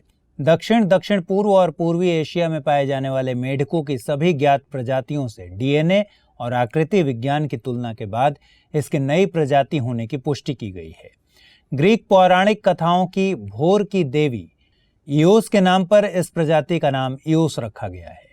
आपको बताते चलें कि माइक्रोहिला ईओस अपनी लंबाई, आकार, रंग और फूड वेबिंग आदि के आधार पर दूसरे छोटे मुंह वाले कोरस मेढकों से अलग पहचान रखता है। वैश्विक वायु प्रदूषण संकट से निपटने के लिए WHO ने एक नए स्वच्छ वायु कोष को लॉन्च किया है। इस कोष का नाम स्वच्छ वायु गठबंधन यानी क्लीन एयर कोलिशन है। स्पेन और पेरू की सरकारों के नेतृत्व में इस कोष को शुरू किया गया है। संयुक्त राष्ट्र महासचिव कार्यालय और संयुक्त राष्ट्र पर्यावरण के जलवायु तथा स्वच्छ वायु गठबंधन इस कोष को समर्थन दे रहे हैं। क्लीन एयर कोलिशन का मकसद जलवायु परिवर्तन में सहायक वायु प्रदूषण के स्रोतों में कमी लाने के लिए निवेश में मदद करना है। साथ ही उन परियोजनाओं का समर्थन करना जो वायु गुणवत्ता डेटा और शहरों में लोगों को वायु गुणवत्ता के बारे में व्यापक जानकारी मुहैया कराती है। आपको बता दें कि दुनिया भर में लगभग 90% से अधिक लोग प्रदूषित हवा में सांस ले रहे हैं। वायु गुणवत्ता पर सीमित निवेश से आउटडोर वायु प्रदूषण और ओजोन से होने वाली अनुमानित मौतों का आंकड़ा 2050 तक दोगुना हो सकता है। हाल ही में वायु प्रदूषण और दिल की बीमारियों से संबंधित एक रिपोर्ट सामने आई है। इस रिपोर्ट में वायु प्रदूषण के कारण हृदय संबंधी बीमारियों के बढ़ते खतरे का जिक्र किया गया है। यह study Shri Jayadeva institute of cardiovascular sciences and research द्वारा निम्हांस और saint John's research centre Bengaluru के सहयोग से की गई है। रिपोर्ट के मुताबिक हर 1 लाख में से 200 भारतीयों को हृदय संबंधी समस्याएं होती हैं। रिपोर्ट ने माना है कि लगभग 35% रोगी वायु प्रदूषण के कारण दिल की बीमारियों से पीड़ित हैं। यह रिसर्च 40 वर्ष से कम आयु वर्ग के रोगियों पर pre mature coronary artery disease clinic में किया गया। स्टडी के अनुसार 26% रोगी निजी क्षेत्र में विभिन्न प्रकार की नौकरियों में काम करने वाले थे। साथ ही कृषक, मजदूर, हाउसवाइफ्स और तकनीकी क्षेत्र में काम करने वाले लोग भी स्टडी में शामिल किए गए। रिपोर्ट 29 सितंबर को वर्ल्ड हार्ट डे के अवसर पर जारी की गई। रिपोर्ट के अनुसार बेंगलुरु में कार्बन उत्सर्जन के कारकों में ट्रांसपोर्ट प्रमुख है। रिपोर्ट के मुताबिक बेंगलुरु में PM10 का वार्षिक औसत अभी भी नेशनल एम्बिएंट एयर क्वालिटी से लगभग 1.5 गुना ज्यादा है। हाल ही में न्यूयॉर्क में हुए यूनाइटेड नेशंस क्लाइमेट समिट के दौरान IPCC ने ग्लोबल वार्मिंग के प्रभावों से संबंधित एक रिपोर्ट जारी की। यह रिपोर्ट महासागरों, ग्लेशियर्स और समुद्र व जमीन पर आइस डिपॉजिट्स में हो रहे गंभीर बदलावों को प्रदर्शित करती है। रिपोर्ट में 21वीं सदी में समुद्र के तापमान, अम्लीकरण, मरीन हीट वेव और लगातार आने वाले अल्नीनो और लानिनो में बढ़ोतरी का अनुमान लगाया गया है। आपको बता दें कि वर्ष 2015 में IPCC ने कॉम्प्रिहेंसिव 5th असेसमेंट रिपोर्ट जारी की थी। इसके द्वारा IPCC ने ग्रीन हाउस गैस के वैश्विक उत्सर्जन के अनुमानों के आधार पर ग्लोबल वार्मिंग के विनाशकारी प्रभावों के बारे में बताया था। नई रिपोर्ट में वर्ष 2015 के बाद के अपडेट्स शामिल किए गए हैं, जिसके मुताबिक वर्ष 1970 के बाद से ही महासागर गर्म हो रहे हैं। महासागरों ने क्लाइमेट सिस्टम से 90% से ज्यादा हीट का अवशोषण किया है। बता दें कि वर्ष 1993 से महासागरों के गर्म होने की दर दोगुनी हो चुकी है। इसके साथ साथ मरीन हीट वेव्स की आवृत्ति में दोगुनी बढ़ोतरी हुई है और इसकी तीव्रता में भी वृद्धि देखी जा रही है। इसी क्रम में पिछले साल पोलैंड के कैटोइस में हुए जलवायु परिवर्तन पर संयुक्त राष्ट्र फ्रेमवर्क के दौरान 1.5 डिग्री सेल्सियस रिपोर्ट वार्ता के केंद्र में रही। इसके अंतर्गत देशों ने सदी के अंत तक वैश्विक तापमान वृद्धि को 1.5 डिग्री सेल्सियस तक सीमित करने के लिए प्रतिबद्धता दिखाई थी। यह भी बता दें कि द एनर्जी रिसोर्सेज इंस्टीट्यूट यानी टेरी के शोधकर्ताओं ने भी सिंधु, गंगा और ब्रह्मपुत्र नदी घाटियों के पहाड़ी व निचले इलाकों में सदी के आखिर तक बाढ़ की घटनाओं में दोगुने से ज्यादा बढ़ोतरी का अनुमान लगाया है। हालिया दिनों में pan India climate vulnerability assessment map चर्चा में है। बदलते तापमान, बढ़ते समुद्री जलस्तर और चरम मौसमी घटनाओं जैसे जलवायु परिवर्तन के प्रभावों को देखते हुए यह मैप बनाया जा रहा है। इसका मकसद जलवायु परिवर्तन से निपटने के लिए स्थान विशेष की विशिष्ट जानकारियों को इकट्ठा करना है। केंद्र सरकार का विज्ञान और प्रौद्योगिकी विभाग और Swiss agency for development and corporation संयुक्त रूप से यह मैप तैयार कर रहे हैं। आपको बता दें कि जलवायु परिवर्तन के प्रभाव तटीय और पहाड़ी क्षेत्रों के अलावा देश के अन्य हिस्सों में भी महसूस किए जा रहे हैं। एक राज्य के भीतर एक जिले की वल्नरेबिलिटी किसी दूसरे जिले से अलग हो सकती है। लिहाजा मैप बनाने के लिए राज्यों से परामर्श के आधार पर जिला स्तर का विवरण शामिल किया जाएगा। वर्ष 2020 के मध्य तक इस मैप के बन जाने का अनुमान है। आपको बता दें कि 12 हिमालयी राज्यों के लिए क्लाइमेट वल्नरेबिलिटी एटलस पहले ही बनाई जा चुकी है। इस वर्ष मार्च में पहाड़ी राज्यों का वल्नरेबिलिटी मैप जारी किया गया था, जिसके मुताबिक सारे पहाड़ी राज्य वल्नरेबल यानी सुभेद्य हैं। रिपोर्ट के अनुसार असम और मिजोरम सबसे ज्यादा असुरक्षित पहाड़ी राज्य रहे। आपको बता दें कि किसी को प्रतिकूल रूप से प्रभावित करने की प्रवृत्ति ही वल्नरेबिलिटी या सुभेद्यता कहलाती है। इसे बायोफिजिकल और सामाजिक आर्थिक फैक्टर्स के आधार पर मापा जाता है। जनसंख्या घनत्व, प्राथमिक स्वास्थ्य केंद्रों की संख्या, प्रति व्यक्ति आय, सीमांत किसानों के प्रतिशत जैसे सामाजिक, आर्थिक और डेमोग्राफिक फैक्टर्स वल्नरेबिलिटी का निर्धारण करते हैं। हाल ही में जल शक्ति मंत्रालय ने 10 वर्षीय ग्रामीण स्वच्छता रणनीति 2019 से 2029 लॉन्च की है। यह स्वच्छ भारत मिशन ग्रामीण के तहत हासिल स्वच्छता व्यवहार परिवर्तन को बनाए रखने पर केंद्रित है। इसमें शौचालय और ठोस एवं तरल अपशिष्ट प्रबंधन तक सभी लोगों की पहुंच सुनिश्चित कराए जाने पर जोर दिया गया है। यह जल शक्ति मंत्रालय के पेयजल और स्वच्छता विभाग द्वारा राज्य सरकारों व अन्य हितधारकों की सलाह पर तैयार की गई है। यह रणनीति स्थानीय सरकारों, नीति निर्माताओं, क्रियान्वयन एजेंसियों और अन्य हितधारकों का ODF प्लस के लिए योजना बनाने में मार्गदर्शन करेगी। ODF प्लस एक ऐसी श्रेणी है जहां हर कोई शौचालय का इस्तेमाल करता है और हर गांव में ठोस एवं तरल कचरा प्रबंधन की व्यवस्था होती है। इस रणनीति में स्वच्छता के लिए फाइनेंसिंग के इनोवेटिव मॉडल्स भी बताए गए हैं। आपको बता दें कि 2014 में स्वच्छ भारत मिशन ग्रामीण के लॉन्च होने के बाद से ग्रामीण क्षेत्रों में करीब 10 करोड़ से ज्यादा शौचालय बनाए जा चुके हैं। 5.9 लाख से ज्यादा गांवों, 699 जिलों और 35 राज्यों और केंद्र शासित प्रदेशों ने खुद को ODF घोषित किया है। इसी संदर्भ में देश के ग्रामीण क्षेत्रों में ठोस और तरल अपशिष्ट प्रबंधन पर ध्यान देने और इसके फायदों को आगे भी समावेशी रूप से बनाए रखने के लिए इस रणनीति को लाया गया है। सरकार स्वच्छ भारत मिशन के तहत ग्रे वाटर प्रबंधन, प्लास्टिक कचरा प्रबंधन, बायोडिग्रेडेबल ठोस अपशिष्ट प्रबंधन और फीकल स्लज प्रबंधन पर फोकस करते हुए ODF से ODF प्लस बनने पर ध्यान दे रही है। बीते दिनों विज्ञान एवं प्रौद्योगिकी मंत्रालय ने ग्रीन क्रैकर्स यानी हरित पटाखों को लॉन्च किया। इन पटाखों के इस्तेमाल से दशहरा और दीपावली के मौके पर आतिशबाजी की वजह से होने वाले पार्टिकुलेट मैटर जनित प्रदूषण की मात्रा में 30% तक की कमी आएगी। गौरतलब है कि पिछले साल सुप्रीम कोर्ट ने हरित पटाखों से इतर बेचे जाने, इस्तेमाल होने और बनाए जाने वाले पटाखों पर रोक लगा दी थी।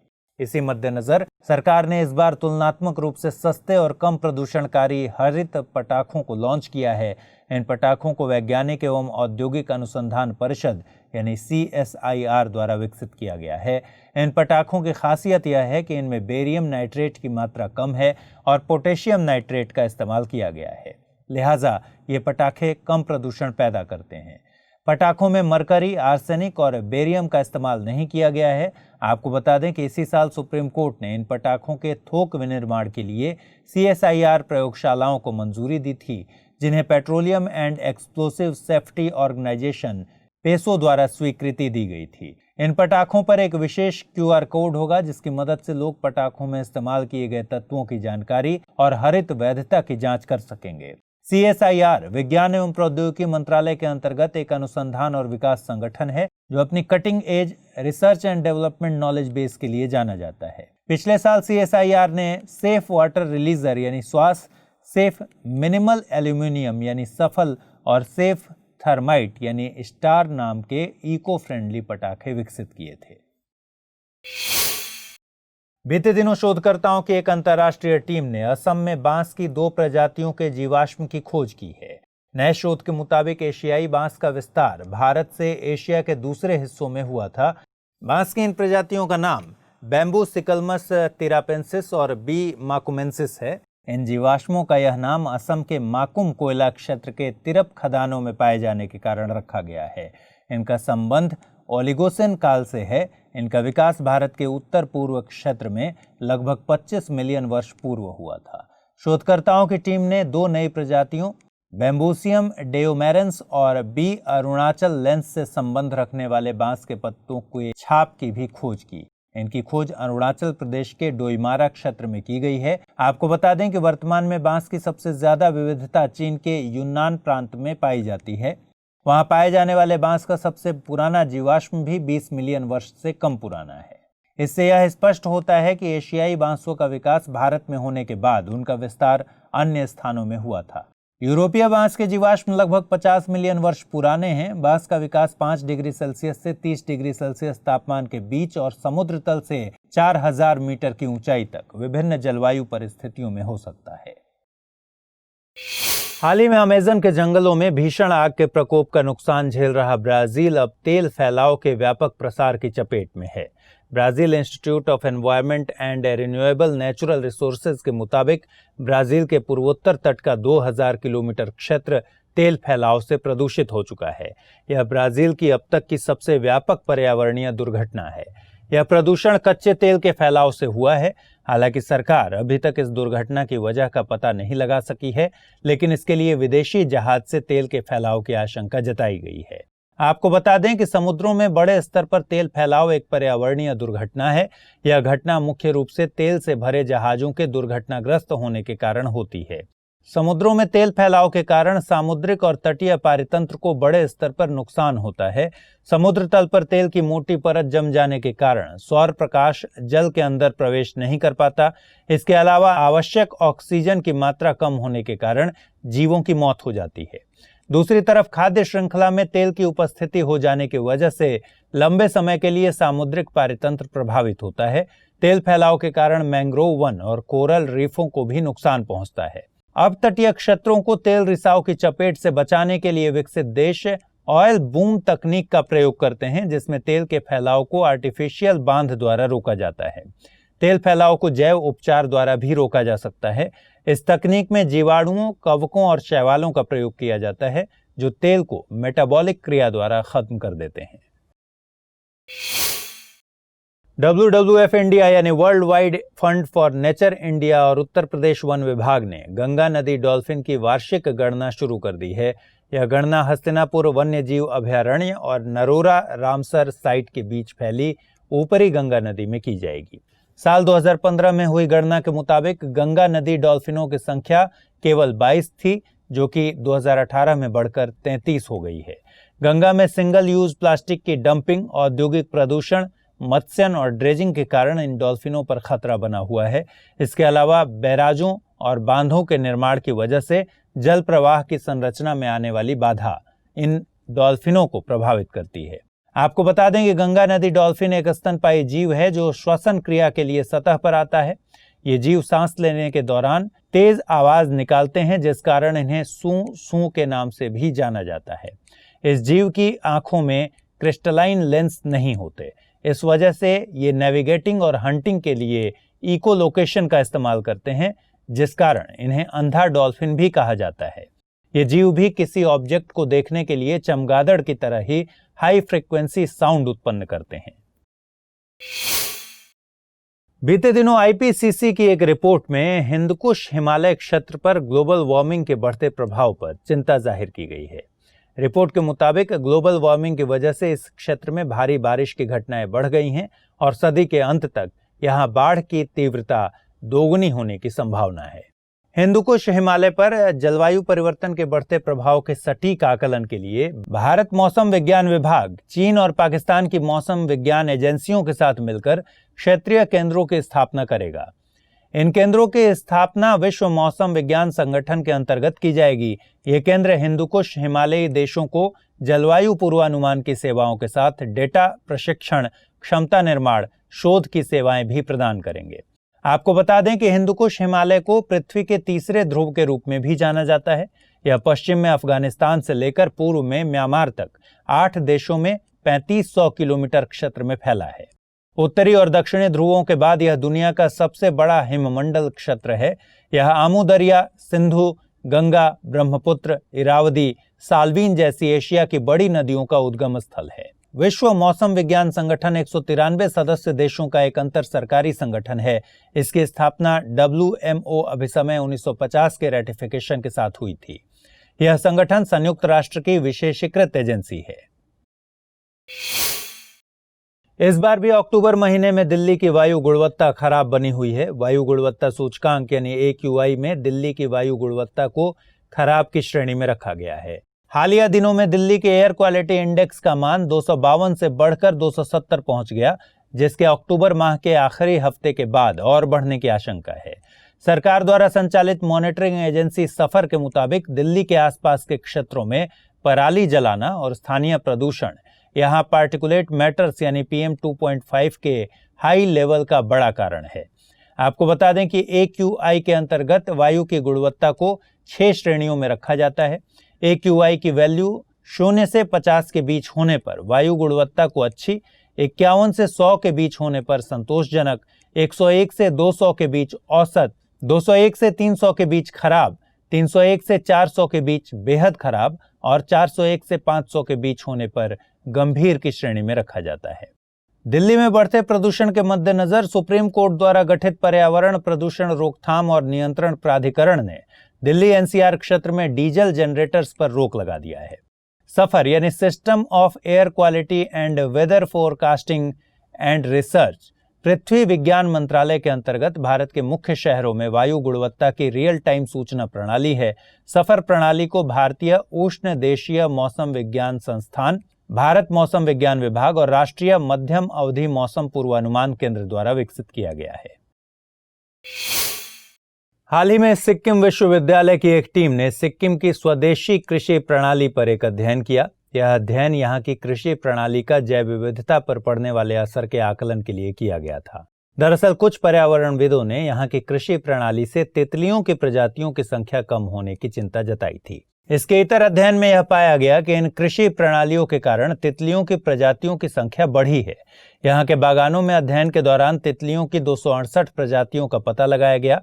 लिहाजा इस शोध से इस बात का खंडन किया जा सकता है कि कृषि के कारण जैव विविधता कम होती है। शोधकर्ताओं ने बताया कि ऐसे कृषि पारिस्थितिकी तंत्र जिनमें पारंपरिक कृषि प्रणालियों को अपनाया जाता है और जैविक खादों का प्रयोग किया जाता है, जैव विविधता के संरक्षण में अहम भूमिका निभा सकते हैं। टीम ने अध्ययन के दौरान 15 संकेतक प्रजातियों का भी पता लगाया जो यहाँ के पारितंत्र की लंबे समय तक मॉनिटरिंग करने में मदद कर सकती हैं। इनमें से 2 प्रजातियां वन्यजीव संरक्षण अधिनियम 1972 की दूसरी अनुसूची के तहत संरक्षित हैं।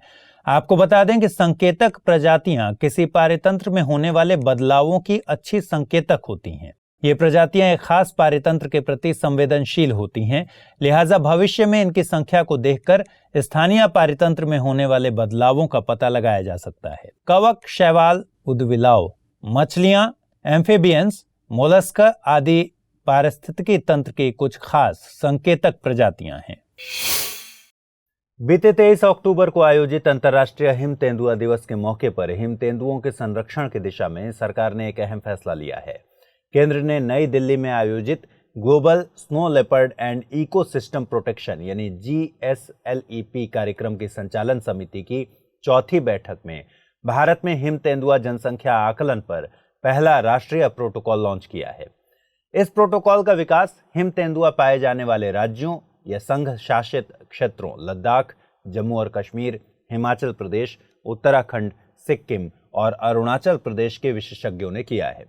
GSLEP कार्यक्रम की यह अंतर्राष्ट्रीय बैठक नई दिल्ली में पर्यावरण, वन एवं जलवायु परिवर्तन मंत्रालय द्वारा आयोजित की गई थी। इस मौके पर GSLEP के सदस्य देशों ने हिम तेंदुओं के आवास के सतत विकास, उनके शिकार और गैरकानूनी व्यापार को रोकने पर भी चर्चा की। आपको बता दें कि GSLEP हिम तेंदुओं और उनके उच्च पर्वतीय पारितंत्र को संरक्षित करने के लिए हिम तेंदुआ कंट्रीज, गैर सरकारी और अंतर सरकारी संगठनों, स्थानीय समुदायों और निजी क्षेत्र को एक मंच पर लाने का प्रयास है। इस कार्यक्रम में 12 देश भारत, नेपाल, भूटान, चीन, मंगोलिया, रूस, Pakistan, Afghanistan, Kyrgyzstan, Kazakhstan, Tajikistan और उज्बेकिस्तान शामिल हैं। पंजाब में बढ़ते प्रदूषण को नियंत्रित करने के लिए पंजाब सरकार ने राज्य में ईंट भट्टियों के संचालन में नई तकनीक का पालन करने के निर्देश दिए हैं। ईंट भट्टियों के मालिकों को परंपरागत तकनीक से इतर जिगजैग पैटर्न को अपनाने की सलाह दी गई है। दरअसल हर साल अक्टूबर-नवंबर के महीनों में पंजाब में पराली दहन और ईंट भट्टियों से निकलने वाले धुएं से पंजाब सहित दिल्ली NCR में प्रदूषण उच्च स्तर पर रहता है। इसके मद्देनजर राज्य सरकार ने राष्ट्रीय हरित अधिकरण के आदेश और केंद्रीय प्रदूषण नियंत्रण बोर्ड के दिशा निर्देश पर परंपरागत ईंट भट्टियों के संचालन पर रोक लगा दी थी। लिहाजा भट्टियों के संचालन को सुचारू रखने के लिए कई ईंट भट्टी मालिकों ने नई तकनीक को अपना लिया है। आपको बता दें कि परंपरागत भट्टियों से ईंटों को पकाने के लिए सीधी लाइन में रखा जाता है, जबकि नई तकनीक में ईंटों को जिगजैग पैटर्न में व्यवस्थित किया जाता है। इस कारण गर्म हवा पहले से अधिक रास्ता कवर करती है और ईंटों तक हीट ट्रांसफर में इंप्रूवमेंट आता है। चूंकि एयर और ईंधन का अच्छे से मिश्रण हो जाता है, इससे ईंधन का पूर्ण दहन हो पाता है। लिहाजा कोयले के उपभोग में 20% तक की कमी आती है। विशेषज्ञों के मुताबिक इससे न केवल प्रदूषक गैसों के उत्सर्जन में 70 से 80% की कमी आएगी, बल्कि ईंटों की गुणवत्ता में भी काफी सुधार आएगा। साइरस यानी cooperative institute for research in environmental sciences द्वारा किए गए एक अध्ययन में पता चला है कि एरोसोल के छोटे कण जलवायु संतुलन में मदद करते हैं। साइरस ने यूएस के NOAA यानी national oceanic and atmospheric administration के साथ मिलकर इस बात का कारण जानने के लिए आर्कटिक से लेकर अंटार्कटिक के बीच 3 साल तक एक हवाई अध्ययन किया था। अध्ययन के मुताबिक एरोसोल के छोटे कण बादलों को और चमकदार बना देते हैं, जिससे पार्थिव विकिरण संतुलन में बदलाव आता है, जो बाद में जलवायु को संतुलित करता है। जलवायु में कितना संतुलन होगा, यह इस बात पर निर्भर करता है कि बादल कितने ज्यादा चमकदार हैं। दरअसल उष्णकटिबंधीय क्षेत्रों में जब घने संवहनीय बादल गैसों को ऊपरी वायुमंडल में ले जाते हैं, तब एरोसोल के छोटे कणों का निर्माण होता है। संघनन के बाद इन कणों का आकार इतना बड़ा हो जाता है कि ये निचले क्षोभ मंडल में मौजूद निम्न स्तरीय बादलों को और अधिक चमकदार बना देते हैं। ये बादल पहले की तुलना में अधिक सोलर रेडिएशन को अंतरिक्ष में परावर्तित करने लगते हैं, लिहाजा जलवायु के तापमान में कमी आती है। आपको बता दें कि साइरस नोवा का एक पार्टनरशिप है, जिसमें 800 से ज्यादा पर्यावरणीय वैज्ञानिक गतिशील पार्थिव प्रणाली को समझने के लिए काम करते हैं। हाल ही में श्रीलंका ने यूनाइटेड नेशंस एनवायरनमेंट प्रोग्राम यानी यूएनईपी के सहयोग से नाइट्रोजन पर 2 दिवसीय इवेंट का आयोजन किया। इसमें सदस्य देशों ने सतत नाइट्रोजन प्रबंधन के लिए कोलंबो डिक्लेरेशन को अपनाया है। कोलंबो डिक्लेरेशन नाइट्रोजन से जुड़ी चुनौतियों से निपटने के लिए एक प्रस्तावित रोडमैप है। इसका मकसद 2030 तक नाइट्रोजन वेस्ट को आधा करना है। कोलंबो डिक्लेरेशन के एक भाग के रूप में देशों ने सतत नाइट्रोजन प्रबंधन पर संयुक्त राष्ट्र के कैंपेन नाइट्रोजन फॉर लाइफ को सहयोग देने की भी घोषणा की। आपको बता दें कि Colombo declaration international nitrogen management system यानी INMS के तकनीकी सहयोग से विकसित किया गया है।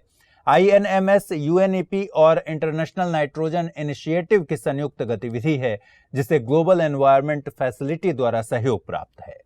इंटरनेशनल नाइट्रोजन इनिशिएटिव यानी INI एक अंतर्राष्ट्रीय कार्यक्रम है। यह 2003 में scientific committee on problems of the environment और इंटरनेशनल जियोस्फीयर बायोस्फीयर प्रोग्राम के सहयोग से स्थापित किया गया था। इसके मुख्य लक्ष्य में सतत खाद्य उत्पादन में नाइट्रोजन के सकारात्मक प्रभाव को बढ़ाना और मानव स्वास्थ्य तथा पर्यावरण पर नकारात्मक असर को कम करना शामिल है। INI हर 3 साल पर एक कॉन्फ्रेंस का आयोजन करता है। पिछली कॉन्फ्रेंस 2016 में ऑस्ट्रेलिया के मेलबर्न में आयोजित की गई थी। अगली कॉन्फ्रेंस 2020 में जर्मनी के बर्लिन में प्रस्तावित है। बीते दिनों ऑस्ट्रेलिया के होबार्ट में CCAMLR के सदस्य देशों की बैठक हुई। बैठक में ऑस्ट्रेलिया और फ्रांस ने पूर्वी अंटार्कटिका में एक ओशियन सैंक्चुरी बनाने का प्रस्ताव रखा है, जिसका चीन और रूस द्वारा विरोध किया जा रहा है। इस तरह की ओशियन सैंक्चुरी बनाने का प्रस्ताव सबसे पहले 2010 में ऑस्ट्रेलिया, फ्रांस और यूरोपियन यूनियन द्वारा रखा गया था। अंटार्कटिका में जीव जंतुओं के संरक्षण के मकसद से CCAMLR पहले ही दुनिया के सबसे बड़े समुद्री संरक्षण क्षेत्र रॉस सागर को स्थापित कर चुका है। बैठक में चीन और रूस द्वारा विरोध किए जाने के बाद अब इस नई ओशियन सैंक्चुरी के निर्माण पर संशय बना हुआ है, क्योंकि CCAMLR द्वारा ऐसे किसी समुद्री पार्क के निर्माण के लिए उसके सभी 26 सदस्यों की सहमति जरूरी होती है। आपको बता दें कि CCAMLR का पूरा नाम commission for the conservation of Antarctic marine living resources है। इसकी स्थापना 1982 में CCAMLR कन्वेंशन द्वारा अंटार्कटिक समुद्री जीवों को बचाने के मकसद से की गई थी। इसका गठन अंटार्कटिक क्रिल संसाधनों के बढ़ते वाणिज्यिक दोहन को रोकने के लिए किया गया था। क्रिल अंटार्कटिक पारिस्थितिकी की एक कीस्टोन प्रजाति है। वर्तमान में USA, चीन, रूस और भारत समेत CCAMLR के कुल 26 सदस्य देश हैं। चंडीगढ़ प्रशासन ने सुखना झील को वेटलैंड का दर्जा देने के लिए एक ड्राफ्ट नोटिफिकेशन जारी किया है। यह दर्जा wetland conservation and management rules 2017 के तहत दिया जाएगा। इस प्रस्ताव के लिए सुखना झील के आसपास के निवासियों से प्रस्ताव और आपत्तियां आमंत्रित की गई हैं। हालांकि चंडीगढ़ प्रशासन ने 1988 में भी सुखना झील को आर्द्र भूमि के दर्जे के लिए अधिसूचना जारी की थी, लेकिन wetland conservation and management rule 2017 के तहत इसके लिए जनता के सुझाव और आपत्तियां लेनी जरूरी हैं। आर्द्र भूमि का दर्जा मिलने से सुखना झील और इसकी पारिस्थितिकी एवं जैव विविधता के संरक्षण में मदद मिलेगी। सुखना झील लगभग 565 एकड़ क्षेत्र में फैली है। इसे सबसे ज्यादा खतरा आसपास के क्षेत्र से आने वाले प्रदूषक पदार्थों से है। आर्द्र भूमि का दर्जा मिलने से झील और इसके कैचमेंट एरिया में कई तरह की गतिविधियों पर रोक लगेगी और उनका विनियमन किया जा सकेगा। Wetland conservation and management rule 2017 के मुताबिक वेटलैंड के क्षेत्र में किसी तरह का अधिग्रहण, किसी नए उद्योग की स्थापना और पुराने उद्योग का विस्तार विनियमित होता है। इसके साथ ही प्रदूषक पदार्थों का डिस्चार्ज भी प्रतिबंधित होता है। यूएसए स्थित मैसाचुसेट्स इंस्टीट्यूट ऑफ टेक्नोलॉजी की एक टीम ने CO2 सोखने के लिए एक विशिष्ट बैटरी विकसित की है। बड़े आकार की यह बैटरी वायु प्रवाह में निम्न सांद्रता पर भी CO2 को सोख लेने में सक्षम है। यह तकनीक आवेशित इलेक्ट्रोकेमिकल प्लेट्स के स्टैक से गुजरने वाली वायु पर आधारित है। टीम के मुताबिक बैटरी के इलेक्ट्रोड्स पर पॉलीएंथ्राक्विनोन के साथ कार्बन नैनो ट्यूब्स के मिश्रण की परत चढ़ाई गई है। इन इलेक्ट्रोड्स में CO2 के प्रति नेचुरल एफिनिटी यानी प्राकृतिक आकर्षण होता है और वायु राशि में मौजूद अणुओं से ये इलेक्ट्रोड्स आसानी से रिएक्ट कर लेते हैं। जब यह बैटरी चार्ज हो रही होती है तब इसकी सतह से गुजरने वाली वायु से ये इलेक्ट्रोड्स CO2 को सोख लेते हैं और जब यह डिस्चार्ज होती है तो इस प्रक्रिया के दौरान शुद्ध CO2 गैस मुक्त होती जाती है। बैटरी द्वारा मुक्त की गई शुद्ध CO2 को कंप्रेस कर लॉन्ग टर्म डिस्पोजल के लिए भूमि में प्रवेश कराया जा सकता है। इसके अलावा केमिकल और इलेक्ट्रोकेमिकल प्रोसेसेस के जरिए इस शुद्ध CO2 से ईंधन भी बनाया जा सकता है। आपको बता दें कि ग्लोबल कार्बन प्रोजेक्ट रिपोर्ट के मुताबिक लंबे समय से CO2 के उत्सर्जन में लगातार वृद्धि हो रही है। इसलिए कुछ अत्याधुनिक आर्टिफिशियल कार्बन कैप्चर और कार्बन एब्जॉर्बिंग तकनीकों को विकसित करने की जरूरत है। हालांकि कई शोधकर्ताओं ने बताया है कि इन तकनीकों के कारण वायु प्रदूषण में बढ़ोतरी होने की संभावनाएं हैं, इसलिए ऊर्जा के नवीकरणीय स्रोतों पर ध्यान देना ही बेहतर समाधान है।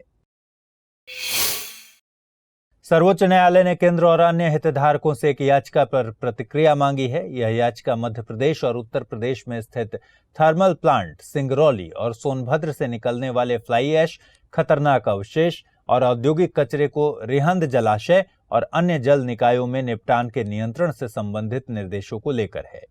याचिका में कहा गया है कि Vindhyachal super thermal power plant द्वारा 35 lakh metric tonne fly ash का निपटान रिहंद जलाशय में किया गया था। यह जलाशय सिंगरौली और सोनभद्र के लोगों के लिए पीने के पानी का एकमात्र स्रोत है। फ्लाई ऐश के इस तरह से निपटान करने से पानी प्रदूषित हो गया है। इससे पर्यावरण को कई तरह से नुकसान हो रहा है। इसमें ग्राउंड वाटर का प्रदूषित होना, खड़ी फसलों का नुकसान, कृषि योग्य भूमि का बंजर में तब्दील होना इत्यादि शामिल हैं। सिंगरौली की हवा, मिट्टी और जल में पारे की मात्रा निर्धारित सीमा से बहुत अधिक है। इन सबके दुष्परिणाम वहां रहने वाले लोगों के रक्त, बालों, नाखूनों आदि को देखकर लगाया जा सकता है। याचिका में कहा गया है कि इस क्षेत्र में संचालित हो रहे उद्योगों और सरकारी अधिकारियों के गैर जिम्मेदाराना रवैये के चलते लोगों को अनुच्छेद 21 के तहत प्राप्त अधिकारों से वंचित किया जा रहा है। आपको बता दें कि आमतौर पर फ्लाई ऐश के कण 20 माइक्रोमीटर से छोटे होते हैं। इन्हें इनहेल करने पर सांस संबंधी बीमारियों का खतरा रहता है। हाल ही में सस्टेनेबल मोबिलिटी फॉर ऑल पहल यानी सम फॉर ऑल पहल ने ग्लोबल मोबिलिटी रिपोर्ट जारी की है। रिपोर्ट के मुताबिक कोई भी देश परिवहन क्षेत्र में वहनीयता के सतत विकास लक्ष्य को हासिल करने के लिए उचित प्रयास नहीं कर रहा। इस रिपोर्ट में global road map of action यानी GRA की भी चर्चा की गई है।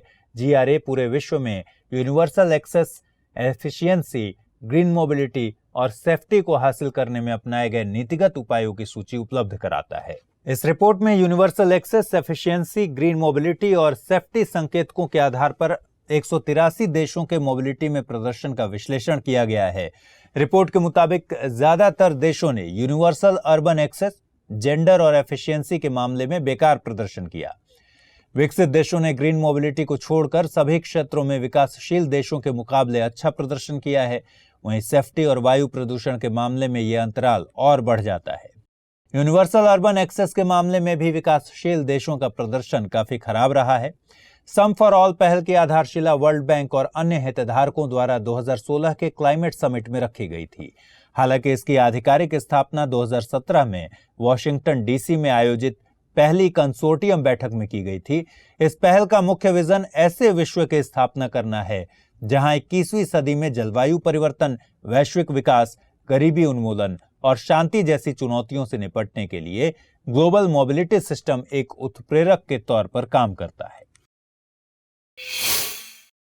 एक अध्ययन के मुताबिक वनों, खेतों और खाद्य प्रणाली के प्रयोग में बदलाव लाकर भूमि क्षेत्र को साल 2040 तक कार्बन न्यूट्रल बनाया जा सकता है। यह अध्ययन ऑस्ट्रेलिया स्थित एक गैर लाभकारी संगठन international institute for applied systems analysis यानी IASA द्वारा किया गया था। ईआसा ने बताया कि वर्तमान में भूमि क्षेत्र वैश्विक उत्सर्जन में 25% का योगदान करता है। इस तरह अगर इन प्रणालियों के उपयोग में सुधार किया जाए तो वैश्विक तापमान में 1.5 डिग्री सेल्सियस की कमी की जा सकती है।